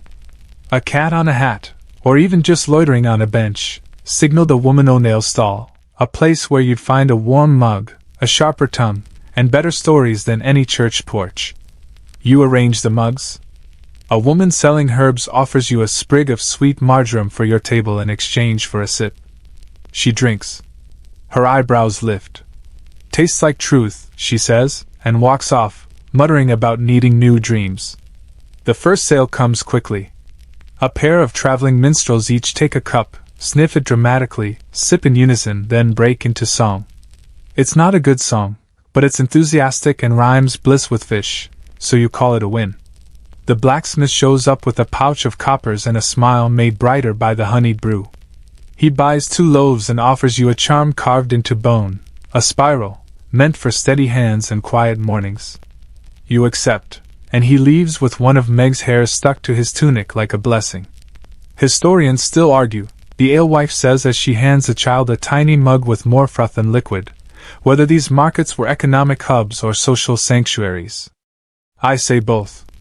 People come for ale, but they stay for what happens around it. You sell steadily through the morning. The brew becomes a rumor that spreads faster than butter on warm bread. People arrive saying, "I heard from the potter's cousin's wife's goose," and leave with a bottle and a full heart. Joke 1. You imagine Meg licensing her likeness for a line of feline-shaped tankards. Joke 2. You picture the fishmonger trading gossip with the alewife using only different tones of goose honks. Joke 3. You suspect the minstrels now plan to tour Europe with their hit single, "This Brew is a Hug, and I'm Tipsy." By midday, the honey braggot is gone. Not even a sip left in the jugs. The bread is down to crumbs, and Meg, now wearing her hat at a jaunty angle, wakes only to stretch and accept a pet from a passing mayor. You and the alewife sit on the edge of the stall, feet dangling, hands sticky from cheese and honey, watching the crowd drift like bees from stall to stall. She clinks her empty mug against yours. Good market. Good brew. Good cat. Meg burps. Daintily. The afternoon sun warms the cobbles. Children chase a cart with squeaky wheels. The bone flute player has found a more agreeable scale. Somewhere nearby, a shepherd is trying to convince someone that his sheep can count. You pack up slowly. The jugs are lighter, your pockets a little heavier. But the real treasure is the trail of compliments, laughter, and one very determined woman who swore your ale cured her bad knee. Or at least made her forget about it. Back home, you unload the empty jugs. Meg hops off the cart and disappears into the herb patch, probably to nap under the thyme. The alewife uncorks a small bottle, saved just for you two. "One last sip," she says. You drink together in the soft hush of the kitchen, and the ale still sings, even in the silence. Evening settles in like a cat onto your lap, slow, assured, without asking permission. The brewhouse glows again, not from fire this time, but from the satisfaction of a day well lived. You stack the empty jugs by the wall, each one a silent testimonial to the joy of the honey braggot. Their corks sit in a bowl like spent arrows, proof that you aimed well and people came willingly. Meg has returned from her herb patch sojourn, now smelling faintly of lavender and crushed pride. She hops onto her customary windowsill and promptly begins cleaning one back paw with the grave seriousness of a bishop preparing a sermon. Her hat lies nearby. Today, she's decided her own ears are statement enough. The alewife is counting coins at the counter, sliding them into small piles of bread, grain, emergencies, and judging by her smirk, possibly a new hat for Meg. She doesn't look up when she speaks. "We've got enough for a barley restock," she says. "And that cheesemonger's will I've been eyeing." You nod. "What about the tax collector?" She snorts. "Let him come. We'll give him the watery batch and Meg's full attention. Here's your mainstream historical fact. Alewives were subject to taxes, licensing fees, and inspections, some imposed by the church, others by local guilds or lords. The rules shifted constantly, and many women were fined or shut down for minor infractions, or simply for being too successful in a male-dominated market. Meg rolls onto her back and purrs with a volume you'd expect from a small dragon. The alewife takes this as a sign to light the evening candle. "You're brewing tomorrow," she says. You blink. "Me?" She nods. "Time you stirred from start to finish." Your heart skips. A mix of excitement, and something very close to panic. She lays out the tools, the measuring stick, the ladle, the herb pouches. Then she ties a kerchief around your head, not unlike the one she wears, but yours is slightly askew, and possibly smells of pickles. "Don't worry," she says. "The grain's forgiving. Mostly." You start early the next morning, before Meg even moves from her curled-up croissant pose. The fire is already going. set by the alewife with the same precision she uses for measuring herbs or judging foolish comments. You pour in the water. Measure the grain. Stir slow. This batch is different. Not a braggot. Not a morning ale. Something in between. The alewife calls it a mid-tune brew, meant for quiet days, mild moods, and those strange hours when the sun and moon nod at each other in passing. You select your herbs, chamomile for calm, fennel for clarity, and a risky pinch of dried lemon peel, just to see if you can make the brew wink. She watches from the corner, eyes half-lidded, a mug in one hand and Meg in her lap like a furry stole. You stir like someone hoping for applause, she says. You laugh, stir slower. Let the rhythm guide your hand. Here's your quirky tidbit. Some alewives stirred in a spiral pattern only, believing that circles preserve the energy of the brew. Others refused to stir while wearing red, swearing it made the ale bold to the point of unruly. Historians still argue, she says, without prompting, whether all these rituals mattered. But I say, who brews without a little belief? You reach the critical moment. Boil complete. Time for the herbs. You add them gently, one pinch at a time, like seasoning a rumor you hope spreads well. The scent rises soft, floral, a little tart. The alewife raises one eyebrow. Meg sneezes twice. You take that as a blessing. The alewife takes a sip from the ladle. Smacks her lips. Nods. Not bad, she says. You exhale. Then she adds, could use a ghost. You blink. She explains, some batches need an edge. A whisper of something older. Try the dried apple skins. Left over from that haunted orchard. You add them. The scent deepens. Now it smells like old stories and well-aimed mischief. You seal the pot. Set it aside. And breathe. Later, while it ferments, the two of you sit by the hearth. The alewife pulls out a small wooden box. Inside, scraps of parchment, old buttons, a copper ring, a tuft of gray fur. She passes you one of the notes. It reads, for the batch that made me laugh. These are tributes, she explains. Little offerings. People leave them when something changes after a mug. You pick up a button. It's polished smooth from handling. That one came from a woman who hadn't laughed since her husband passed, she says. 2 mugs in, she was giggling. Left the button. Said it was from his coat. You sit with that for a while. Joke 1.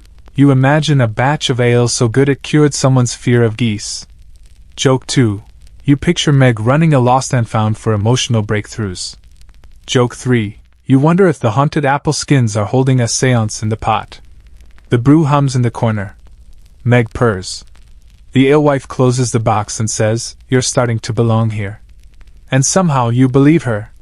The next batch, your batch, is ready by evening. You lift the lid with a kind of reverence, half expecting the steam to whisper secrets, or hum an old tavern tune. It rises gently, curling like parchment smoke, and the scent is intriguing. A little floral, a little tart, and somehow confident. Not arrogant, just assured, like a cat stretching across the center of a table full of important scrolls. The alewife sniffs. Tilts her head. Might be drinkable, she mutters. Then louder, Meg, come judge. Meg obliges, leaping from the windowsill with the elegance of someone who's been watching this whole time, but will never admit to it. She paces once around the pot, sniffs the rising aroma, and then, crucially, sits. That's a yes, the alewife says, and hands you the mug. You dip it in, the surface reflecting the flickering candlelight like liquid gold. It smells of chamomile, faint citrus, and unexpectedly, something like warm parchment. You sip. It tastes like a pause between rainstorms. Not flashy, not boisterous, but quietly excellent. The kind of brew that makes you lean back in your chair and consider telling someone your middle name. The alewife smiles. You didn't ruin it. You take that as the highest praise available. Here's your mainstream historical fact. Many small batch brews in the Middle Ages were crafted with local ingredients and adjusted constantly. There was no fixed recipe, just instinct, practice, and seasonal experimentation. The same ale brewed in spring might taste entirely different in autumn, and Alewife leaned into that variability with pride. The alewife hands you a chalk slate. Name it. You blink. She's serious. You think. Sip again. Consider. The mid-murmur? She nods once. Sounds like a secret. You scrawl it in careful letters on the slate and hang it by the counter. Tonight you'll serve your first named brew. By dusk, the regulars have returned. The blacksmith. The apprentice who always spills a little. The weaver with a new shawl, possibly self-congratulatory. They take their mugs, sip, pause, and then smile in the same way you did. One by one, the room fills with the gentle sound of ah. Meg remains stationed beside the pot, tail wrapped elegantly, as if she has appointed herself keeper of the murmur. Here's your quirky tidbit. Some households believed naming a brew gave it personality, and possibly a spirit. These brews were honored with toasts, poems, and even blessings. To drink a nameless ale was considered, by some, to court bad luck or worse, blandness. Historians still argue, the alewife says later, between serving mugs, whether naming brews was superstition or marketing. I say both. What's a brew if not a story with foam? She hands a mug to a traveler who wandered in on the scent alone. He drinks, blinks, and says, "It tastes like I just remembered the name of a forgotten friend." You write that on the chalkboard beneath the brew name, then underline it once solemnly. Joke 1. You imagine the mid-murmur entering a poetry contest and refusing to accept second place. Joke 2. You picture Meg compiling customer reviews on tiny scrolls she stores in a hidden floorboard vault. Joke 3. You wonder what your next brew might taste like if you dared to name it before you even started. The room hums. The murmur grows. Later, after the mugs are empty and the laughter has softened into memory, you and the alewife sit by the hearth again. She pulls out a dusty bottle from a high shelf. "This one's old," she says. "Brewed it the day Meg arrived." You pour a little into 2 mugs. The ale is darker, deeper. It smells like storms, time, and something faintly floral. She sips, exhales slowly. She wandered in like she owned the place, she recalls. Hat already on. Sat by the pot. Haven't brewed a failed batch since. Meg, on cue, curls up beside her mug and flicks one ear in sleepy agreement. You take a sip. It tastes like a beginning. The alewife raises her mug. To what's next? You clink yours softly against hers. To the mid-murmur. To tomorrow's yeast. To Meg, Empress of Brew. Meg snores once. Here's another historical note, because it feels right. Alewives often passed their skills to apprentices or daughters, ensuring that the art of brewing continued through the generations. The knowledge was rarely written. It was taught hand to hand, batch by batch, in small, steaming rooms where cats watched from beams and herbs dried near the window. You look around. The brewhouse feels like part of you now. Or maybe you're part of it. Either way, it fits. Outside, the moon rises. Inside, the ale still glows. The last embers in the hearth whisper goodnight. And somewhere deep in the cauldron, a new story begins to form. You wake to rain, not a storm, not a downpour, but the kind of soft drizzle that whispers rather than shouts. It taps gently on the shutters and beads against the glass like dew that forgot it had somewhere else to be. Meg is curled next to you again, breathing evenly, her tail twitching in a dream. You suspect she's chasing a mouse who owes her money.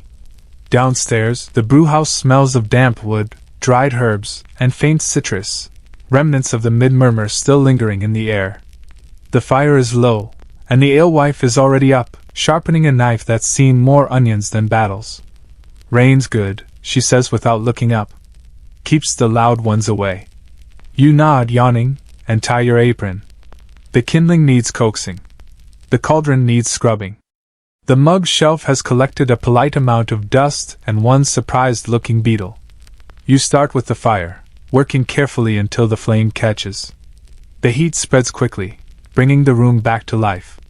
Meg descends the stairs 2 beats behind the warmth, her hat replaced today by nothing but a wild cowlick and the air of someone who will not be spoken to until fed. The alewife is preparing the day's loaf, rye, with cracked coriander and a scattering of something she refuses to name. Taste it later, she says. Guess if you dare.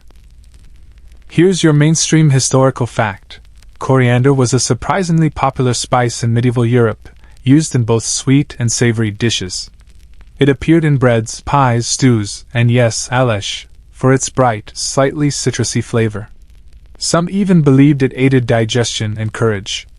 Handy if your day involved both sausage and sibling confrontation. As the bread bakes and the rain continues its steady percussion, the two of you work side by side. Today's brew is small, just enough for regulars and perhaps a few stray pilgrims lured in by warmth and Meg's unspoken promise of judgment. You measure the grain. She grinds herbs.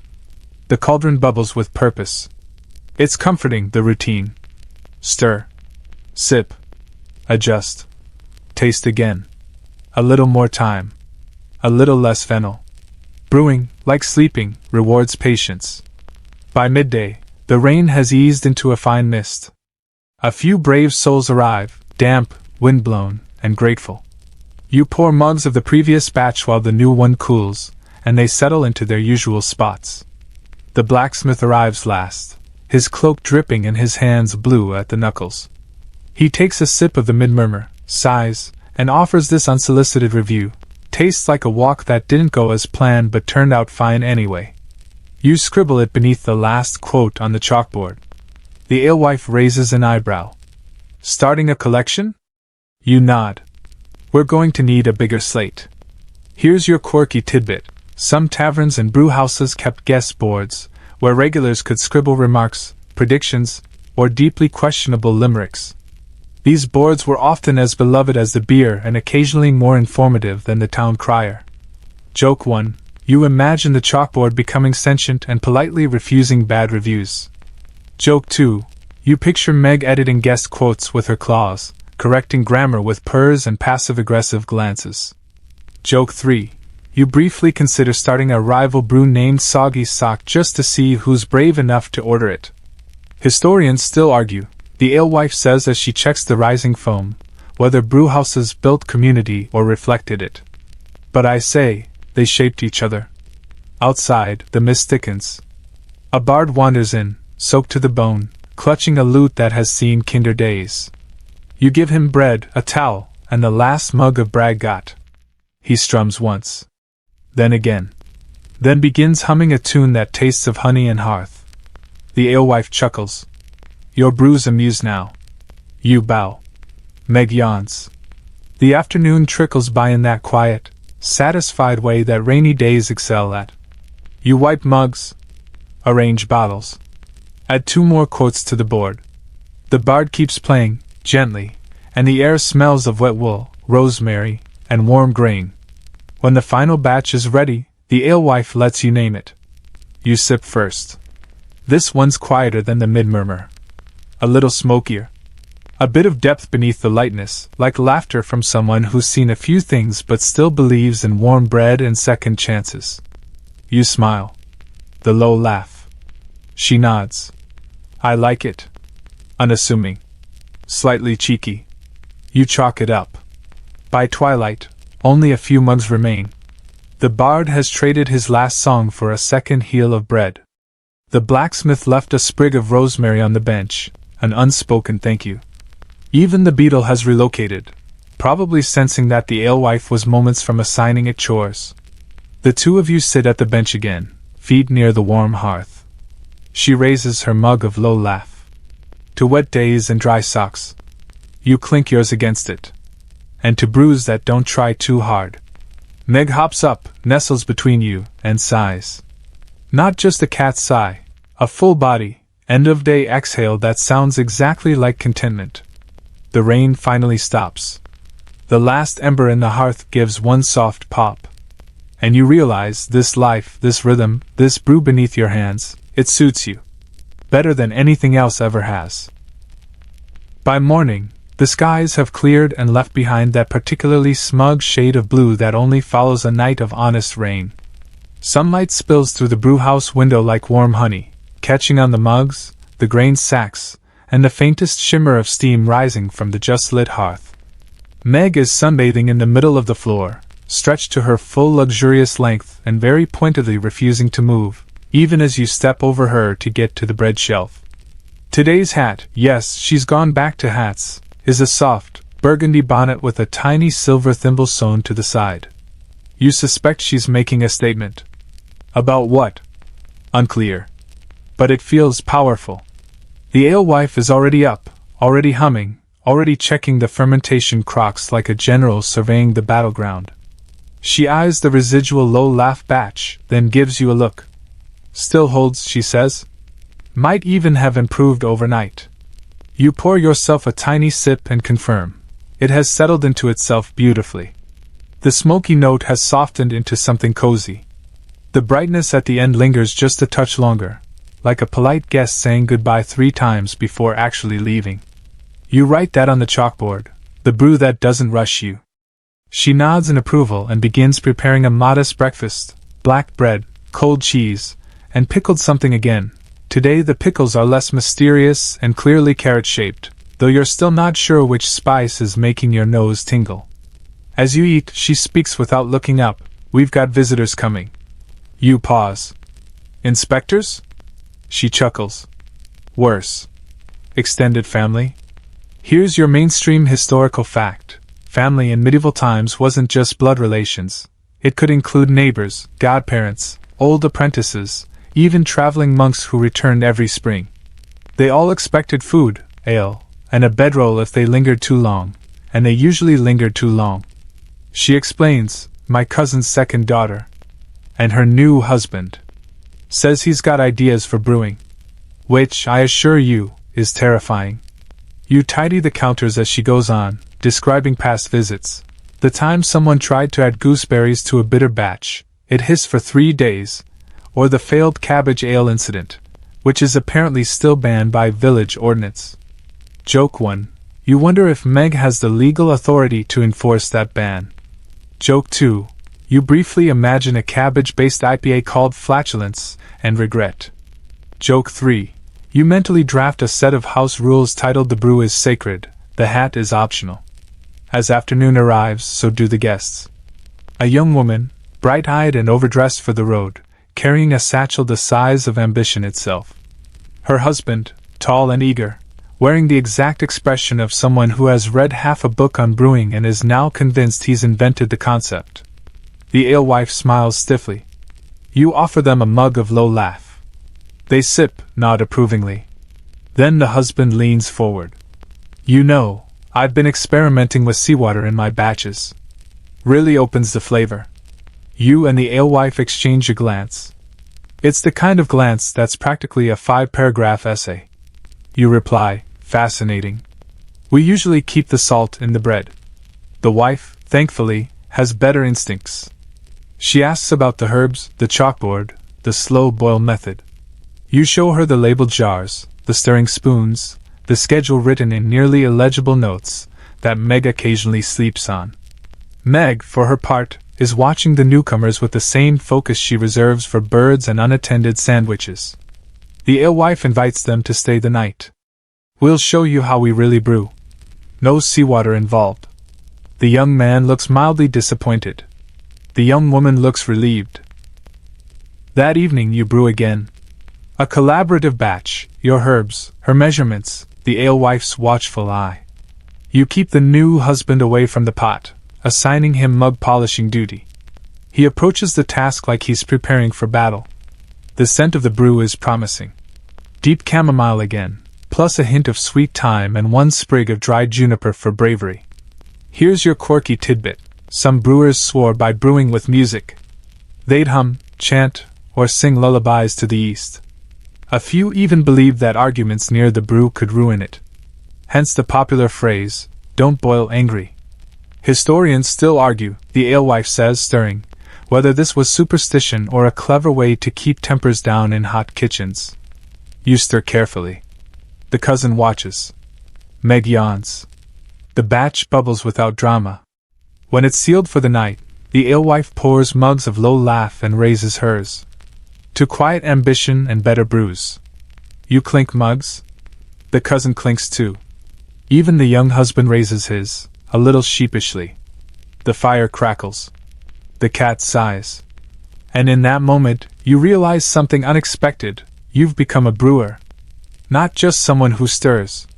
Not just someone who serves. But someone who notices when the foam rises too early, who hears when the brew is too quiet, who watches the cat's tail for signs of fermentation success. You're part of this rhythm now. And somehow, you're not just brewing ale, you're brewing days worth remembering. The next morning, the cousin is up early, apron already dusted with flour, nose deep in a recipe book that appears to have been soaked in rain, tea, and possibly hubris. She looks up, grinning. I found something. Rosemary currant ale bread. Ever tried it? You glance at the alewife, who squints at the page like it might start a fire. Bread's bread, she says. But rosemary does have a mind of its own. Meg sneezes dramatically in the corner, which you take as either agreement or a strong anti-current stance. You begin anyway. The cousin kneads the dough like she's fighting off childhood trauma. You, meanwhile, weigh out the ale for the wet mix, the last of the low laugh, still rich, still singing. The scent of rosemary fills the air, sharp and resinous. The currants, meanwhile, soak in a shallow bowl of warm ale, slowly plumping like gossip on market day. While the bread rises, the alewife checks on last night's batch, your collaborative brew with chamomile and juniper. She lifts the lid, takes a breath, and murmurs, still listening. Here's your mainstream historical fact. In many medieval homes, brewing and baking were intertwined. Spent grain from the brewing process, called draff, was often used in bread, giving it texture, depth, and a faintly malty sweetness. Some believed it made the bread heartier, more honest. You believe it made it taste like the hearth itself. The cousin hums as she slices the risen loaf and sets it near the hearth. You start preparing mugs for the regulars, knowing someone's bound to comment on the new scent wafting from the oven. Sure enough, the blacksmith appears like a summoned spirit, nose twitching. Something different, he says, before even sitting. You hand him a warm slice with a bit of soft cheese and a sliver of apple. He chews slowly. Then again. Finally, he grunts. Tell Meg I approve. You write that on the chalkboard under today's title. Bread that could win a dispute. The young husband offers to help with pouring. The alewife raises an eyebrow but nods once. He pours with all the focus of a monk illuminating a manuscript, and only sloshes a little. Progress. Here's your quirky tidbit. Ale bread was sometimes used in minor village rituals. One folk tale tells of newlyweds being given a slice to share with ale poured over it, for sweet strength and gentle quarrels. Another speaks of healing bread infused with herbs and offered to cats first to ensure its safety. Historians still argue, the alewife muses aloud, whether these rituals were community glue or just convenient excuses to eat more bread. You sip from your own mug. The new brew, still unnamed, is unfolding beautifully. The juniper sharpness is mellowed by the chamomile, creating a warm tension, like two friends having a polite debate about clouds. The cousin writes tasting notes in a cramped little notebook. The husband sketches a new label for the brew, a cat wearing armor. Meg side-eyes it and leaves the room. Joke 1. You imagine Meg walking out not in protest, but to start a rival label called Muse and Barley.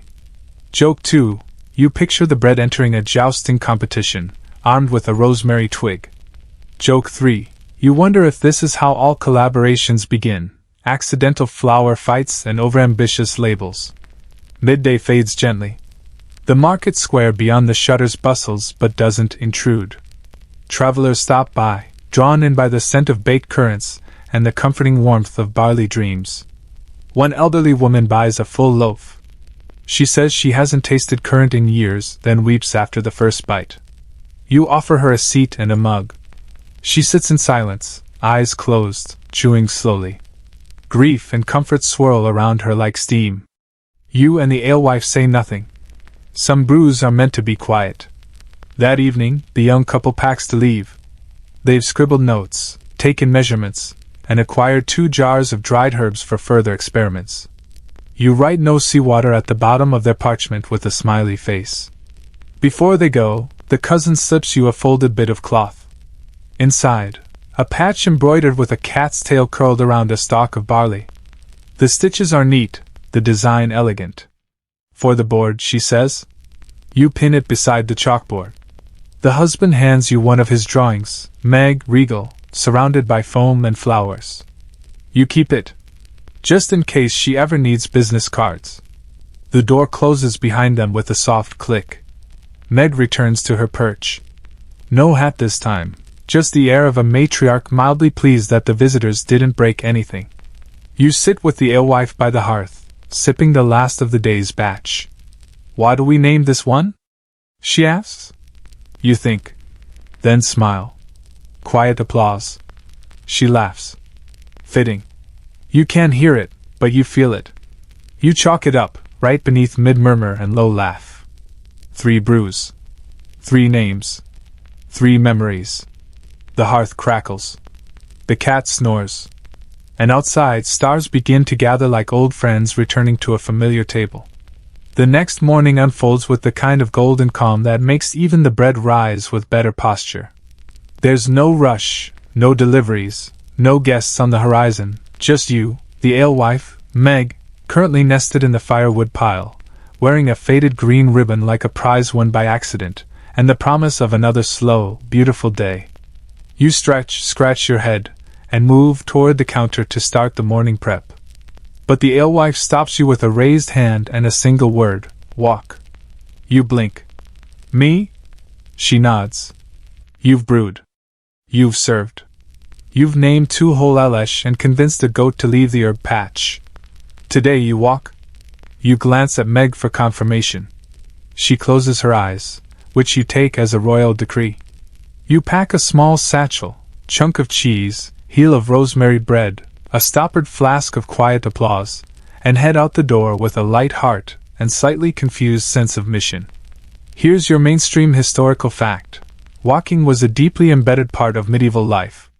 Not just for travel, but for thinking, reflecting, exchanging gossip, delivering herbs, and sometimes avoiding relatives.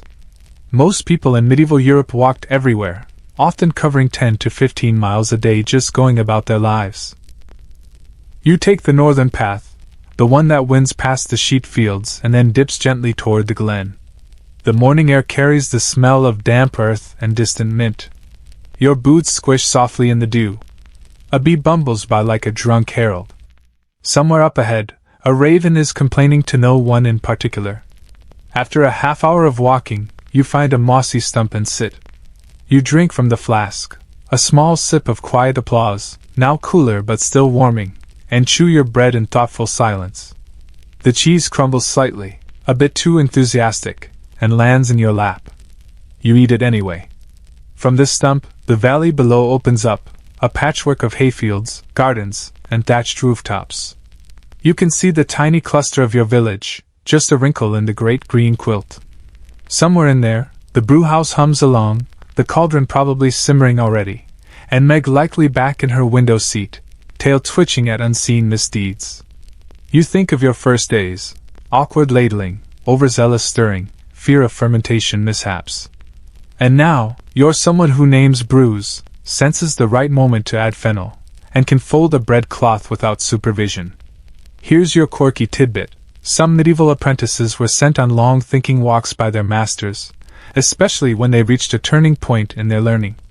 These walks weren't just about reflection, they were a test of observation, mindfulness, and remembering the path home without relying on signs. Forgetting the way back? That meant you weren't ready.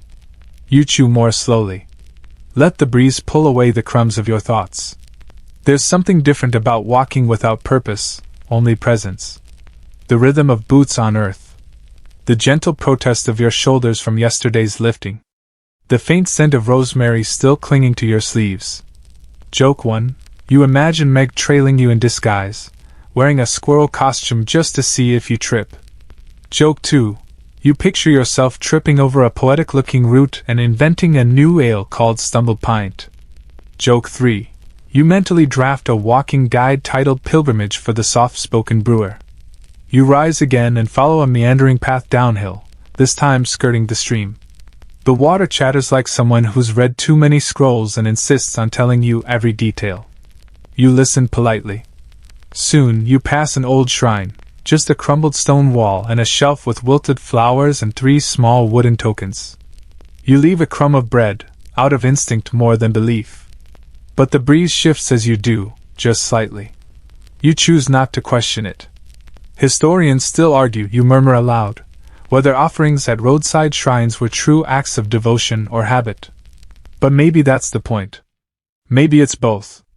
You head back before noon, satchel lighter, flask nearly empty, and your boots carrying a bit of dust, a bit of dew, and the growing certainty that this life, you, this brewhouse, that cat, those herbs, is yours now.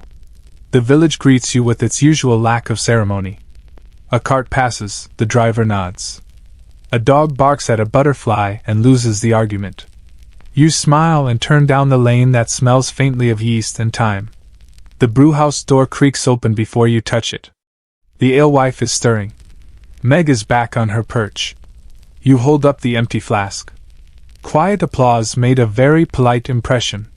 She grins. Ready for your next batch? You nod. And as you pull out the barley sack, the thought occurs, no one tells you when you've become something. You just keep walking toward it. Until one day, you realize you're already there. The door swings shut behind you with a soft thump, and just like that, the world outside disappears. Inside, it's warm, fragrant, familiar. The kind of atmosphere that would make a knight dismount and declare, forget the grail, I've found something better. The alewife gestures toward the kettle. We're trying something new. You raise an eyebrow. How new? She smirks. Fig and sage. You stare at her for a beat, then shrug. All right. You trust her. Mostly. You begin, as always, with the grain. The grinding is steady, meditative. The fire crackles a rhythm beneath your feet. Meg watches from a shelf she has never previously occupied, now draped in a folded cloak that gives her the look of an exiled monarch surveying her peasantry. You measure the figs carefully, dried and sticky, smelling of late summer and old stories. The sage is crumbled just before it hits the brew, releasing an earthy perfume that blends with the malt in unexpected ways. The alewife tastes the rising steam and says only, huh? Which could mean anything. Here's your mainstream historical fact. Figs were prized in medieval Europe not just as food, but as medicine. They were believed to cleanse the body, aid digestion, and, even more conveniently, sweeten ale. Sage, on the other hand, was often called the herb of immortality, which may explain why it appeared in everything from stews to teeth powders to love charms. As the brew begins to boil, you add a whisper of black pepper, an indulgence, expensive, but worth it for that little glint at the end of each sip. The alewife raises her eyebrow but doesn't stop you. Meg closes her eyes, which you take as a blessing. You stir clockwise slowly. Then stop. Then counterclockwise. Just once. Bold, the alewife says. You grin. Living dangerously. Here's your quirky tidbit. Some brewers believed changing stir direction mid-brew could confuse malevolent spirits trying to spoil the ale. Others said it was just what happened when you stirred with your non-dominant hand. Historians still argue, the alewife mutters, whether these tricks mattered or just gave nervous brewers something to blame. The door opens, gently this time. The blacksmith enters, holding what looks like a small carving. He hands it to you. It's a cat, sitting on a barrel, paw raised in salute. For the shelf, he says. Meg glances at it, then turns away as if to say, flattered. But I've seen better likenesses. You place it on the sill anyway, beside the bundle of dried hops and the chalk slate with your now lengthy list of named brews. Mid-murmur. Low laugh. Quiet applause. Bread that could win a dispute. Now you add, fig and sage, title pending. You and the alewife sip the first draw from the kettle just before sealing it for ferment. The taste is rich, deep fruit, aromatic herbs, and a peppery curl at the finish. It makes you sit up a little straighter. She considers it. Might be your best yet. You consider it too. Then, what should we call it? She pauses. What does it taste like to you? You let the flavor settle. There's something confident in it, but also reflective. Like a letter written but never sent. You smile. The long pause. She nods. Perfect. You chalk it up. The newest name. The latest story. Joke 1. You imagine Meg demanding a byline on all future chalkboard entries.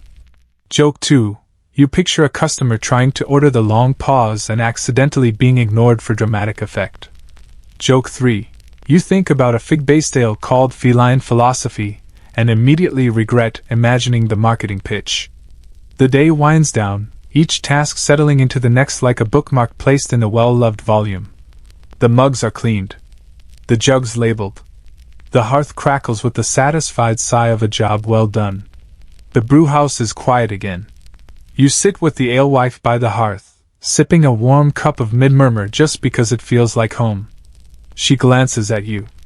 You staying? You don't even pause. Yes. She smiles. Then tomorrow, we try beetroot. You groan. You're joking. She sips. We'll see. Meg jumps down from her perch, lands softly beside you, and curls up without a sound. You scratch gently behind her ears. She purrs. The candle on the sill burns low, casting shadows that flicker like memory. You lean back. And you think. You've brewed laughter. You've bottled quiet. You've poured stories. And somewhere along the way, you brewed a life worth sipping slowly. And now, the brewhouse dims around you. The candle's last flame dances faintly, flickering against the curved wall, and the warmth from the hearth is no longer a crackling insistence, but a soft, lingering hush. The wooden beams above seem to exhale, the kind of old exhale only places with stories in their bones can manage. Meg has claimed her rightful place beside you, not quite touching, but near enough to share the warmth. Her tail twitches once, then curls around her like a comma at the end of a perfect sentence. Outside, the wind is a hush against the shutters, not trying to get in, just reminding you it's still out there, whispering past thatched rooftops and herb gardens turned silver with moonlight. You take one last sip, just a trace of fig and sage, mellow now, round. The kind of sip that doesn't ask anything of you. Doesn't even expect you to finish the cup. Somewhere in the back, the ale rests quietly in its cask. No rush. No urgency. It has time to become itself. Just like you did.